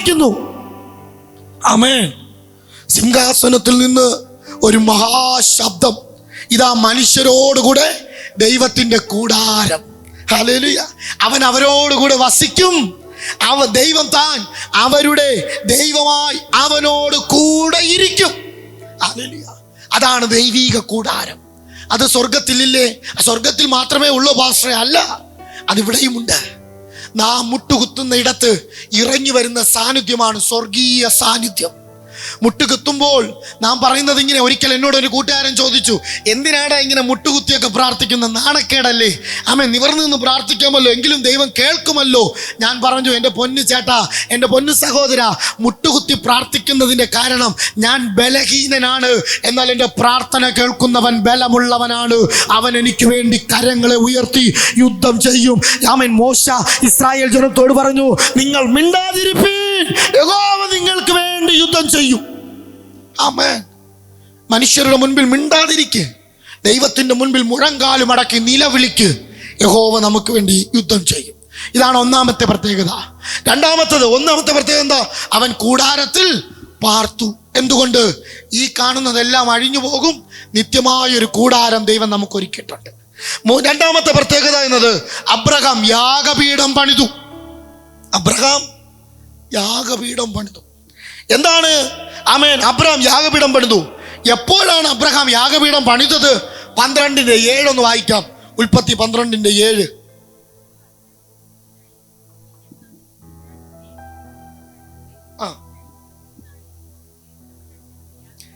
ഇതാണ് അബ്രഹാമിന്റെ പ്രത്യേകത.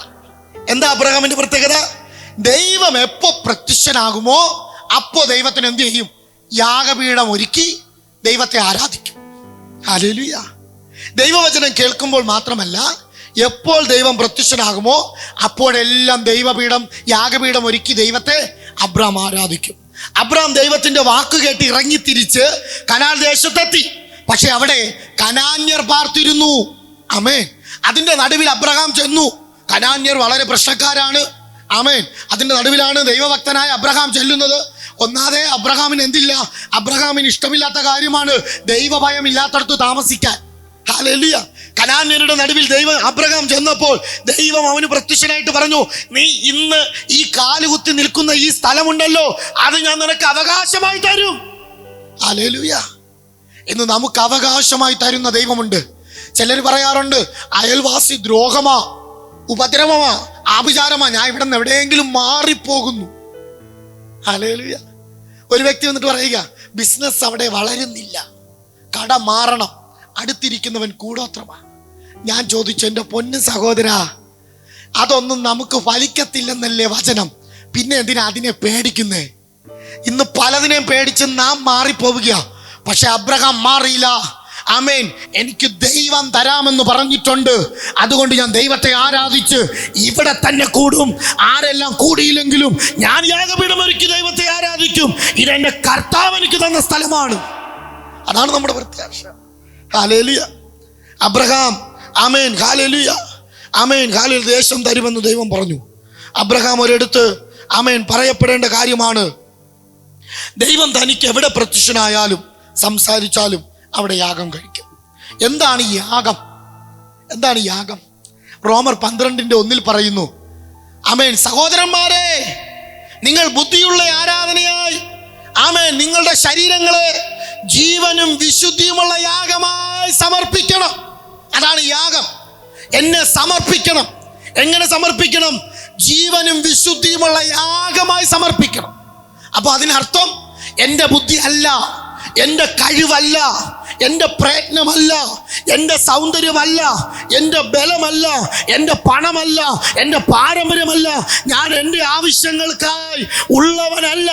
ദൈവം എൻ്റെ ഇഷ്ടം ചെയ്യുവാൻ എന്നെ തിരഞ്ഞെടുത്തിരിക്കുന്നു എന്ന ഒരു ബോധമാണ് യാഗം. ദൈവസന്നിധിയിൽ എന്നെ സമർപ്പിക്കുക. ഇന്ന് നാം സമർപ്പിക്കുന്നവരാണോ? അതോ പ്രാർത്ഥിക്കുന്നതിന് മുമ്പ്, ആമേൻ, കർത്താവേ, ഞാനിതാ താഴ്ന്ന് അങ്ങയുടെ സന്നിധിയിലേക്ക് വരുന്നു. അതിന് നമ്മൾ എവിടെ കയറിയത്? ഹല്ലേലൂയ. ഞാൻ ഉപവാസ പ്രാർത്ഥനയിലൊക്കെ മെസ്സേജിന് വിളിക്കുമ്പോൾ പറയാറുള്ള കാര്യം, ആമേൻ, എല്ലാവർക്കും പ്രാർത്ഥന കേൾക്കുന്ന ദൈവത്തെക്കുറിച്ച് അറിയാം. പ്രാർത്ഥന കേൾക്കാത്തൊരു ദൈവത്തെക്കുറിച്ച് നിങ്ങൾക്കറിയാമോ? ഹല്ലേലൂയ. പ്രാർത്ഥന കേൾക്കാത്തൊരു ദൈവമുണ്ട്. അതിൻ്റെ ഏറ്റവും വലിയ ഉദാഹരണമാണ് നമ്മൾ. പലപ്പോഴും കുടുംബത്തെ ശപിച്ചു പറഞ്ഞിട്ടില്ലേ, നശിച്ച കുടുംബത്തിനകത്താണല്ലോ എന്നെ കൊണ്ടുവന്നത്, നശിച്ച തലമുറയാണല്ലോ എനിക്ക് കിട്ടിയത്, നശിച്ച ജീവിതമാണല്ലോ ദൈവമേ എനിക്ക് തന്നത്. ഇതൊന്നും ഒരു പൊട്ടനെ പോലെ ദൈവം കേട്ടില്ല. കേട്ടിരുന്നെങ്കിലോ ആ നാശത്തിലൂടെ നമ്മെ നശിപ്പിച്ചേനെ. ഹല്ലേലൂയ. ആമേൻ, അതുകൊണ്ട് അബ്രഹാമിനോട് ദൈവം പറഞ്ഞൊരു കാര്യമുണ്ട്, നിന്നെ അനുഗ്രഹിക്കുന്നവരെ ഞാൻ അനുഗ്രഹിക്കും, നിന്നെ ശപിക്കുന്നവരെ ഞാൻ ശപിക്കും, കാരണം നിന്റെ നാവിന്മേൽ ഒരു അധികാരം ഞാൻ തന്നിട്ടുണ്ട്. ആമേൻ. സദൃശവാക്യം 20-ാം അധ്യായം 18-19 വാക്യം വായിക്കുമ്പോൾ അവിടെ എഴുതിയിരിക്കുന്നു, നാവിൻ്റെ അധികാരം ജീവനും മരണവും നാവിൻ്റെ അധികാരത്തിൽ തന്നിരിക്കുന്നു. അതുകൊണ്ട് തകർന്നവനെന്നല്ല പറയേണ്ടത്, അധികാരത്തോടെ പറ, തകരാൻ അനുവദിക്കാത്ത ദൈവത്തിന്റെ പൈതലാണ് ഞാൻ. ഹല്ലേലൂയ. രോഗം വരുമ്പോ, ഭാരം വരുമ്പോ, പ്രതികൂലം വരുമ്പോ, കടം വരുമ്പോ തിരിഞ്ഞു നോക്കലല്ല ആവശ്യം. മുന്നോട്ട് പോയിട്ട് ധൈര്യത്തോടെ അതിനോട് പറയണം, 1000 പ്രശ്നം എനിക്കെതിരെ വന്നാലും പരിഹാരമുള്ള ഒരുവൻ എൻ്റെ കൂടെയുണ്ട്. വിശ്വാസത്തോടെ ഉറച്ച് അവന്റെ തെരഞ്ഞെടുപ്പിനെ മനസ്സിലാക്കുക. അപ്പോൾ ആമേൻ, അബ്രഹാം യാഗം കഴിച്ചു. പ്രധാനമായും അബ്രഹാമിനെ ദൈവം പരീക്ഷിച്ചത് നമുക്കറിയാം. 99-ാമത്തെ വയസ്സിൽ ഒരു മകനെ കിട്ടി. 22-ാം അധ്യായത്തിൽ ദൈവം അവനോട് പറയുന്നു, നിന്റെ ഏകജാതനായ ഇസഹാക്കിനെ, നീ സ്നേഹിക്കുന്ന നിന്റെ ഏകജാതനെ കൊണ്ടുപോയി യാഗം കഴിക്കും, ഞാൻ പറയുന്ന മലയിൽ. അബ്രഹാം നോ പറഞ്ഞില്ല, ഭാര്യയോട് ചോദിച്ചില്ല. അതികാലത്തെ എഴുന്നേറ്റ് കോപ്പിട്ട് ആമേൻ വിറകും കത്തിയും തീയുമായിട്ട് പോകാൻ തുടങ്ങി. പോകുന്ന വഴിയിൽ മകൻ ഒരു ചോദ്യം, നമുക്കറിയാം, അപ്പാ തീയുണ്ട്, വിറകുണ്ട്, കത്തിയുണ്ട്, യാഗവസ്തു എവിടെ?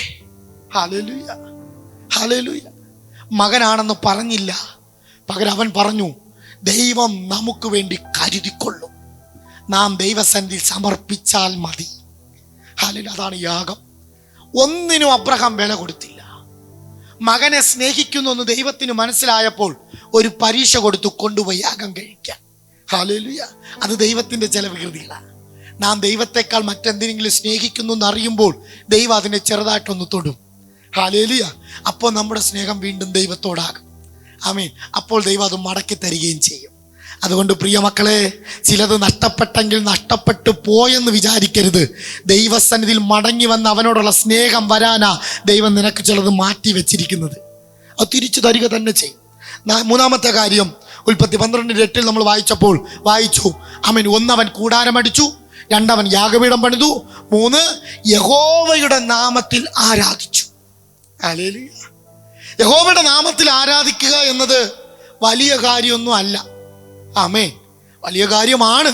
പക്ഷേ ആമേൻ, അന്നത്തെ കാലഘട്ടത്തിൽ അതിന് മുൻപ് തന്നെ എന്തുണ്ട്? യഹോവയുടെ നാമത്തിലുള്ള ആരാധന ഏനോഷിന്റെ കാലഘട്ടത്തിൽ ശേത്ത് മുഖാന്തരം ഉണ്ട്. ആമേൻ. സ്തോത്രം. ഹല്ലേലൂയ. ശേത്തിന്റെ മകനായ ഏനോഷിന്റെ കാലഘട്ടത്തിലുണ്ട്. പക്ഷെ അതൊരു വലിയ കാര്യമല്ല. പക്ഷേ അബ്രഹാമിനെ സംബന്ധിച്ച് യഹോവയുടെ നാമത്തിൽ ആരാധിക്കുന്നത് ഒരു വലിയ കാര്യമാണ്. എന്താ കാര്യം? യോശുവയുടെ പുസ്തകം 24-ാം അധ്യായം അതിൻ്റെ 2-3 വാക്യം ഇങ്ങനെ പറയുന്നു, അബ്രഹാമിൻ്റെയും നാഹോറിൻ്റെയും പിതാവായ തേരഹ് പണ്ട് നദിക്കരെ പാർത്ത് അന്യദൈവങ്ങളെ സേവിച്ചു പോന്നു. തൻ്റെ പിതാവ് അന്യദൈവങ്ങളെ സേവിച്ചു വന്ന ഒരുവനാണ്. പക്ഷേ അബ്രഹാം യഹോവയുടെ നാമത്തിൽ ആരാധിച്ചത് ഒരത്ഭുതം തന്നെയാണ്. തൻ്റെ പിതാവിൻ്റെ 33 കോടി പാരമ്പര്യ ദൈവങ്ങളെ എടുത്ത് കുപ്പത്തൊട്ടിയിലേക്ക് എറിഞ്ഞിട്ട് സ്വർഗസിംഹാസനമായി ഭൂമി പാദപീഠമാക്കി ആമേൻ സകലത്തെയും സൃഷ്ടിച്ച് അധികാരത്തോടെ സർവശക്തനും സർവവ്യാപിയുമായ ഏക സത്യനിത്യ ദൈവത്തെ താൻ ആരാധിച്ചു. അതിന്റെ കാരണം ദൈവം തന്നെ തിരഞ്ഞെടുത്തു. ലോകത്തിന്റെ സ്നേഹത്തെക്കാൾ ദൈവിക തിരഞ്ഞെടുപ്പിന്റെ സ്നേഹം അബ്രഹാം മനസ്സിലാക്കിയിരുന്നു. ഇന്ന് നാം ദൈവിക സ്നേഹത്തിന്റെ ദൈവിക തിരഞ്ഞെടുപ്പിന്റെ സ്നേഹം നാം മനസ്സിലാക്കുന്നുണ്ടോ? മനസ്സിലാക്കുന്നുണ്ടെങ്കിൽ നാം കൂടാരത്തിൽ പാർക്കുക പ്രത്യാശയോടെ, നാം യാഗപീഠം കഴിക്കുക സമർപ്പണത്തോടെ, ദൈവത്തെ ആരാധിക്കുക സകലരുടെയും മുൻപിൽ. ഹല്ലേലൂയ. ആമേൻ. ഇതാണ് ദൈവിക തെരഞ്ഞെടുപ്പിന്റെ ചില പ്രത്യേകതകൾ. എന്നാൽ ലോകപരമായി തിരഞ്ഞെടുത്ത ഒരുവനെയും നമുക്കറിയാം, ലോത്ത്. അവനെക്കുറിച്ച് കൂടി പറയേണ്ടതായിട്ടുണ്ടല്ലോ. ആമേൻ. അവൻ എന്താ തിരഞ്ഞെടുത്തത്? തൻ്റെ കണ്ണിന് കണ്ടത് അവൻ തിരഞ്ഞെടുത്തു. ഇന്ന് പ്രിയ മക്കളെ, നമ്മുടെ കണ്ണിന് കാണുന്നതെല്ലാം നമുക്ക് തിരഞ്ഞെടുക്കാനുള്ളതല്ല. Hallelujah, hallelujah. ദൈവഹിതപ്രകാരമാണോ എന്ന് ദൈവത്തോട് ചോദിച്ചു വേണം നാം പലതും തിരഞ്ഞെടുക്കാൻ. അപ്പോസ്തലനായ പൗലോസ് ഇങ്ങനെ പറയുന്നു, നിങ്ങൾ സ്തോത്രത്തോടെ സകലത്തിലും ജാഗരിച്ച് ജീവിക്കുവിൻ. Hallelujah, hallelujah. വചനം ഇങ്ങനെ പറഞ്ഞു, ഇടത്തോട്ടോ വലത്തോട്ടോ തിരിയരുത്, വഴി ഇതാകുന്നു എന്ന ശബ്ദം കേൾക്കും, ആ വഴിയെ വേണം മുന്നോട്ട് പോകാൻ. ഹല്ലേലൂയ. ആമേൻ. നിങ്ങൾ ബുദ്ധിയില്ലാത്ത കുതിരയെ പോലെയും കോവർ കഴുതയും പോലെ ആകരുത്. നിങ്ങൾ ദൈവവചന ന്യായപ്രമാണത്തിൽ സന്തോഷിച്ച് അവന്റെ ന്യായപ്രമാണത്തെ രാപ്പകൽ ധ്യാനിക്കുന്നവനായി മാറി, യഹോവ എൻ്റെ ഇടയനാണെന്നും കൂരിരുൾ താഴ്വരയിൽ കൂടി നടന്നാലും എനിക്കൊരനർത്ഥം വരാതെ ആ ഇടയൻ എന്നെ സൂക്ഷിക്കുമെന്ന വിശ്വാസത്തോടെ വേണം ഈ ലോക ജീവിതത്തിൽ നടക്കാൻ. അല്ലാത്ത പക്ഷം അലറുന്ന സിംഹം പോലെ ശത്രു ആരെ വിഴുങ്ങണമെന്ന് പറഞ്ഞ് ആമൻ ചുറ്റി നടക്കുന്നുണ്ട്. പിശാചിന് ഇടം കൊടുക്കരുത്. അവന്റെ തന്ത്രങ്ങളെ നാം അറിഞ്ഞിരിക്കണം. അവന്റെ തന്ത്രങ്ങളെ ജയിക്കണമെങ്കിൽ കൺമോഹം, ജഡമോഹം, ജീവനത്തിന്റെ പ്രതാപം വിട്ടിട്ട് കൂടാരത്തിൽ പാർത്ത് യാഗം കഴിച്ച് ദൈവത്തിന്റെ നാമത്തിൽ ആരാധിച്ച് ദൈവത്തെ ദൈവീക വിളിയോടൊപ്പം അനുസരിക്കുന്നവരായി നാം മാറണം. ഹല്ലേലൂയ. കർത്താവേ കർത്താവേ എന്ന് വിളിക്കുന്ന ഏവനുമല്ല, പിതാവിന്റെ ഇഷ്ടം ചെയ്യുന്നവനത്രേ അവന്റെ രാജ്യത്തിന്റെ അവകാശിയായി മാറുന്നത്. അപ്പൊ കണ്ണിന് കണ്ടത് ലോത്ത് തിരഞ്ഞെടുത്തു. ലോത്ത് ഉറപ്പുള്ള പട്ടണത്തിലാണ് താമസിച്ച്. അവിടെ ആമേൻ ആ രണ്ട് ദൈവപുരുഷന്മാർ വന്നപ്പോൾ ലോത്ത് അവരെ വീടിനകത്ത് കയറ്റി പാർപ്പിച്ചു. ആ സ്ഥലത്തുള്ള കുറെ പേർ വന്നിട്ട് അവരെ ഭോഗിക്കേണ്ടതിന് വിളിച്ചപ്പോൾ ലോത്ത് എന്ത് ചെയ്തില്ല? വാതിൽ തുറന്നില്ല. അവർ തള്ളി തുറന്നു. കൂടാരത്തെ തള്ളി തുറക്കേണ്ടതായിട്ട് ആവശ്യമുണ്ടോ? ഉറപ്പുള്ള ഭവനത്തെയാണ് തള്ളി തുറക്കേണ്ടത്. അപ്പൊ ലോത്ത് ഉറപ്പുള്ള ഭവനത്തിലാ താമസിച്ചത്. കണ്ണിന് കണ്ടതാ എടുത്തത്. നീരോട്ടമുണ്ട്, നല്ല ഫലമുണ്ട്, വൃക്ഷമുണ്ട്, അതൊക്കെ ലോകത്തിൻ്റെതാണ്. ആമേ. പക്ഷേ എന്നാൽ ഈ ലോകത്തെ തിരഞ്ഞെടുത്ത ലോത്തിനെ നമുക്ക് കാണാൻ കഴിയുന്നുണ്ട്. ആമേ. എല്ലാം തകർന്ന്, ഭാര്യ ഉപ്പുതൂണായി, മക്കളിൽ നിന്നൊരപ്പന് സംഭവിക്കാൻ പാടില്ലാത്തത് സംഭവിച്ച് വലഞ്ഞ്, നീതിയില്ലാത്ത ലോത്ത് വലഞ്ഞ നീതിമാനെന്നാ എഴുതിയിരിക്കുന്നത്. വലഞ്ഞുപോയി, ലോത്ത് വലഞ്ഞുപോയി. സകലതും നഷ്ടപ്പെട്ട് വലഞ്ഞുപോയ നീതിമാനായി ലോത്ത് മാറി. ഇന്ന് പ്രിയ മക്കളെ, ലോകത്തിന് തിരഞ്ഞെടുക്കാൻ അനേക കാര്യങ്ങളുണ്ട്. നമ്മുടെ ശരീരത്തിലേക്ക് തിരഞ്ഞെടുക്കാം, നമ്മുടെ ഭവനത്തിലേക്ക് തിരഞ്ഞെടുക്കാം, നമ്മുടെ കൂട്ടത്തിലേക്ക് തിരഞ്ഞെടുക്കാം. പക്ഷെ അതൊക്കെ ദൈവിക ഹിതമാണോ എന്ന് അബ്രഹാമിനെ പോലെ കൂടാരത്തിൽ പാർത്ത് യാഗപീഠം കഴിച്ച് ആരാധിച്ച് തിരഞ്ഞെടുക്കുക തന്നെ വേണം. ഹല്ലേലൂയ. നാം വിശുദ്ധരാണെങ്കിൽ ദൈവം നമ്മെ ഒരിടത്തും മറച്ചു വെക്കത്തില്ല. ലോകത്തിന്റെ വെളിച്ചമാക്കി ദൈവം നമ്മെ മാറ്റുക തന്നെ ചെയ്യും. നമുക്ക് ദൈവിക തെരഞ്ഞെടുപ്പിലേക്ക് നോക്കാം. നമുക്കൊരു നിമിഷം കണ്ണുകൾ അടയ്ക്കാം, ദൈവസന്നിധിയിൽ പ്രാർത്ഥിക്കാം. ഹല്ലേലൂയ. അവൻ ലോകസ്ഥാപനത്തിനു മുൻപേ അവനിൽ നമ്മെ തിരഞ്ഞെടുത്തു, അവനിൽ നമ്മെ ദത്തെടുത്തു, അവനിൽ നമ്മെ വീണ്ടെടുത്തു. അവന് നമ്മെ കൊണ്ട് ആവശ്യമുണ്ട്. അവന്റെ കൃപയാണ് നമ്മെ തിരഞ്ഞെടുത്തത്. ഞാൻ പറഞ്ഞല്ലോ, ഒന്നുമില്ലാത്തൊരു കാലഘട്ടം ഞങ്ങൾക്കുണ്ടായിരുന്നു. ആമേൻ. ഹല്ലേലൂയ. ഓരോ കൺവെൻഷൻ സൈറ്റിൽ ചെന്നിട്ടും ഭക്ഷണമില്ലാതെ രാത്രിയുടെ യാമങ്ങളിൽ മഴ നനഞ്ഞ്, ആമേൻ, സ്റ്റേജിന്റെ അടിയിലും ആമേൻ ലോറിക്കകത്തും ആമേൻ ടാർപ്പ വിരിച്ച് കിടന്നൊരു കാലം ഞങ്ങൾക്കുണ്ടായിരുന്നു. അന്ന് ഞങ്ങൾ അറിഞ്ഞിരുന്നില്ല ദൈവം ഞങ്ങളെ മാനിക്കുന്നത്, ഇത്ര തരത്തിൽ ഞങ്ങളെ മാനിക്കുന്നത് ഞങ്ങൾ അറിഞ്ഞിരുന്നില്ല. എന്നാൽ ഇന്ന് ഞങ്ങൾ അറിയുന്നു, യേശുവിനെ അല്ലാതെ ഞങ്ങൾക്കൊന്നും വേണ്ട. അവനാണ് ഞങ്ങളുടെ നായകൻ, അവനാണ് ഞങ്ങളുടെ ബലം. ഇന്ന് ദൈവസന്നിധിയിൽ വിശ്വസിക്കാം. വിശ്വാസത്തിന്റെ നായകനും പൂർത്തി വരുത്തുന്നവനുമായ യേശുവിനെ നമുക്ക് നോക്കാം. ആ യേശുവിന്റെ യോഗ്യതകൾ നമുക്ക് സ്വീകരിക്കാം. യേശു നമ്മോട് പറയുന്നു, ആമേൻ, എൻ്റെ കൽപ്പനകളെ പ്രമാണിക്കുന്നവൻ എൻ്റെ സ്നേഹിതനാകുന്നു. ഇന്ന് നമുക്ക് ദൈവത്തിന്റെ സ്നേഹിതരാകാം. ദൈവിക തെരഞ്ഞെടുപ്പിൻ പ്രകാരം ജീവിക്കുന്നവരായി മാറാം. അവന്റെ കൽപ്പനകളെ പ്രമാണിക്കാം. എന്താണ് അവന്റെ കൽപ്പന? ഞാൻ നിങ്ങളെ സ്നേഹിച്ചിരിക്കുന്നത് പോലെ നിങ്ങളും തമ്മിൽ സ്നേഹിക്കണം എന്നാകുന്നു കൽപ്പന. ലോത്ത് തന്നോട് വഴക്കുണ്ടാക്കിയപ്പോഴും, ആമേൻ, ആമേൻ, സ്വന്തം ഭാര്യ തന്നോട് ദേഷ്യപ്പെട്ടപ്പോഴും, ആമേൻ, ആരെല്ലാം എതിരായി നിന്നപ്പോഴും അബ്രഹാം ദൈവത്തിന്റെ സ്നേഹിതനായി തന്നെ നിലനിന്നു. പ്രിയ പൈതല്, ദൈവം നമ്മെ തിരഞ്ഞെടുത്തത് ദൈവത്തിന്റെ സ്വഭാവം ഈ ദേശത്തോട് വിളിച്ചു പറയുവാനാണ്, നിന്റെ കുടുംബത്തോട് വിളിച്ചു പറയുവാനാണ്. ക്രിസ്ത്യാനി എന്ന് പറഞ്ഞ് ബൈബിൾ എടുത്തത് കൊണ്ടോ വെള്ളയിട്ടത് കൊണ്ടോ ആയില്ല. ദൈവത്തിന്റെ സ്വഭാവം നമ്മുടെ ജീവിതത്തിനകത്ത് വേണം. ക്രിസ്തുവിനെ അനുസരിച്ച് അനുഗമിക്കുന്നവനാണ് ക്രിസ്ത്യാനി. ആ ക്രിസ്തുവിനെ അനുസരിക്കാം, അനുഗമിക്കാം. അവന്റെ മുൻപിൽ വന്നവരെ അവൻ സ്നേഹിച്ചു, അവന്റെ പിന്നിൽ വന്നവരെ അവൻ സ്നേഹിച്ചു, അവൻ പോയി സ്നേഹിച്ചു. ഇന്ന് നമുക്കും സ്നേഹിക്കാം. ദൈവം തെരഞ്ഞെടുത്തത് അവൻ്റെ ഫലങ്ങളെ കായ്ക്കാനാണ്. അവൻ്റെ ഫലം സ്നേഹമാകുന്നു. ആ സ്നേഹം നമ്മുടെ ജീവിതത്തിനകത്ത് ഉടലെടുക്കട്ടെ. ഇന്ന് തീരുമാനമെടുക്കാം, കർത്താവേ, ഈ ആരാധനയിൽ അബ്രഹാം ദൈവശബ്ദം കേട്ടതുപോലെ ഞാനും ആ ശബ്ദം എൻ്റെ കാതിൽ കേട്ട് എൻ്റെ ഹൃദയത്തിൻ്റെ ആഴത്തിലേക്ക് വിടുന്നു. അപ്പാ, ഞാൻ സ്നേഹിക്കേണ്ടവനാണ്. തൻ്റെ സഹോദരന്മാർ തന്നെ പൊട്ടക്കിണറ്റിനകത്തിട്ടപ്പോഴും, ആമേൻ, പോത്തിഫറിന്റെ കാരാഗ്രഹത്തിനകത്തായപ്പോഴും, സഹോദരന്മാർ മിസ്രൈമിലേക്ക് വിറ്റുകളഞ്ഞപ്പോഴും, ആമേൻ, ഒരു കാലത്തിൽ അവരെല്ലാം യോസേഫിന്റെ അടുത്തെത്തിയപ്പോൾ യോസേഫ് അവരെ ദുഷിക്കുകയല്ല ചെയ്തത്, അവരെ സ്നേഹിക്കുകയത്രേ ചെയ്തത്. നമ്മെ പൊട്ടക്കിണറ്റിലിടുന്നവരുണ്ടായിരിക്കാം, നമ്മെ വിലയ്ക്ക് വിൽക്കുന്നവരുണ്ടായിരിക്കാം, നമ്മെ മാറ്റി നിർത്തുന്നവരുണ്ടായിരിക്കാം, നമ്മെ കാരാഗ്രഹത്തിനകത്തിട്ട് പൂട്ടുന്നവരുണ്ടായിരിക്കാം, നമുക്കെതിരായി മന്ത്രങ്ങളും തന്ത്രങ്ങളും കൂടോത്രങ്ങളും ചെയ്ത് നമ്മെ കെട്ടുന്നവരുണ്ടായിരിക്കാം. എല്ലാവരോടും നമുക്ക് സ്നേഹിക്കാം. നമ്മുടെ ഗുരു നമുക്ക് കാണിച്ചു തന്നത് സകലത്തിലും നിങ്ങൾ സ്നേഹത്തിൽ ആയിരിക്കുവിൻ, ചെയ്യുന്നതെല്ലാം സ്നേഹത്തിൽ ചെയ്യുവിൻ. ആമേൻ. ഞാൻ നിങ്ങളെ സ്നേഹിച്ചതുപോലെ നിങ്ങളും സ്നേഹിപ്പിൻ. അവന്റെ കൽപ്പന സ്നേഹിക്കണമെന്നാകുന്നു. സ്നേഹിക്കാത്തവൻ ദൈവത്തെ അറിഞ്ഞിട്ടില്ല. ദൈവം സ്നേഹമാകുന്നു. സ്വന്തം സഹോദരനെ സ്നേഹിക്കാത്തവൻ എങ്ങനെ ദൈവത്തെ സ്നേഹിക്കും? കണ്ടിട്ടുള്ള സഹോദരനെ സ്നേഹിക്കാത്തവൻ എങ്ങനെ കണ്ടിട്ടില്ലാത്ത ദൈവത്തെ സ്നേഹിക്കും? പ്രിയ പൈതലേ, ദൈവിക തെരഞ്ഞെടുപ്പിന്റെ പ്രധാനം എന്ന് പറയുന്നത് നമ്മുടെ സ്നേഹം തന്നെയാണ്. തൻ്റെ ഏകജാതനായ പുത്രനെ ഈ ലോകത്തിലേക്ക് തന്ന് അവൻ നമ്മെ സ്നേഹിച്ചു.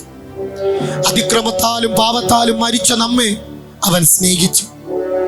അങ്ങനെയെങ്കിൽ അവൻ നമ്മെ തിരഞ്ഞെടുത്തത് നാം പോയി ഫലം കായ്ക്കാനാണ്. അവൻ്റെ ഫലം കായ്ക്കാം.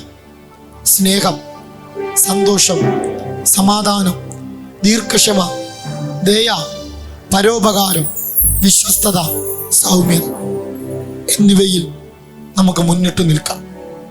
സങ്കടത്തോടെ അല്ല, നിർബന്ധത്താലുമല്ല, സന്തോഷത്തോടെ ഇതെല്ലാം ചെയ്യാം.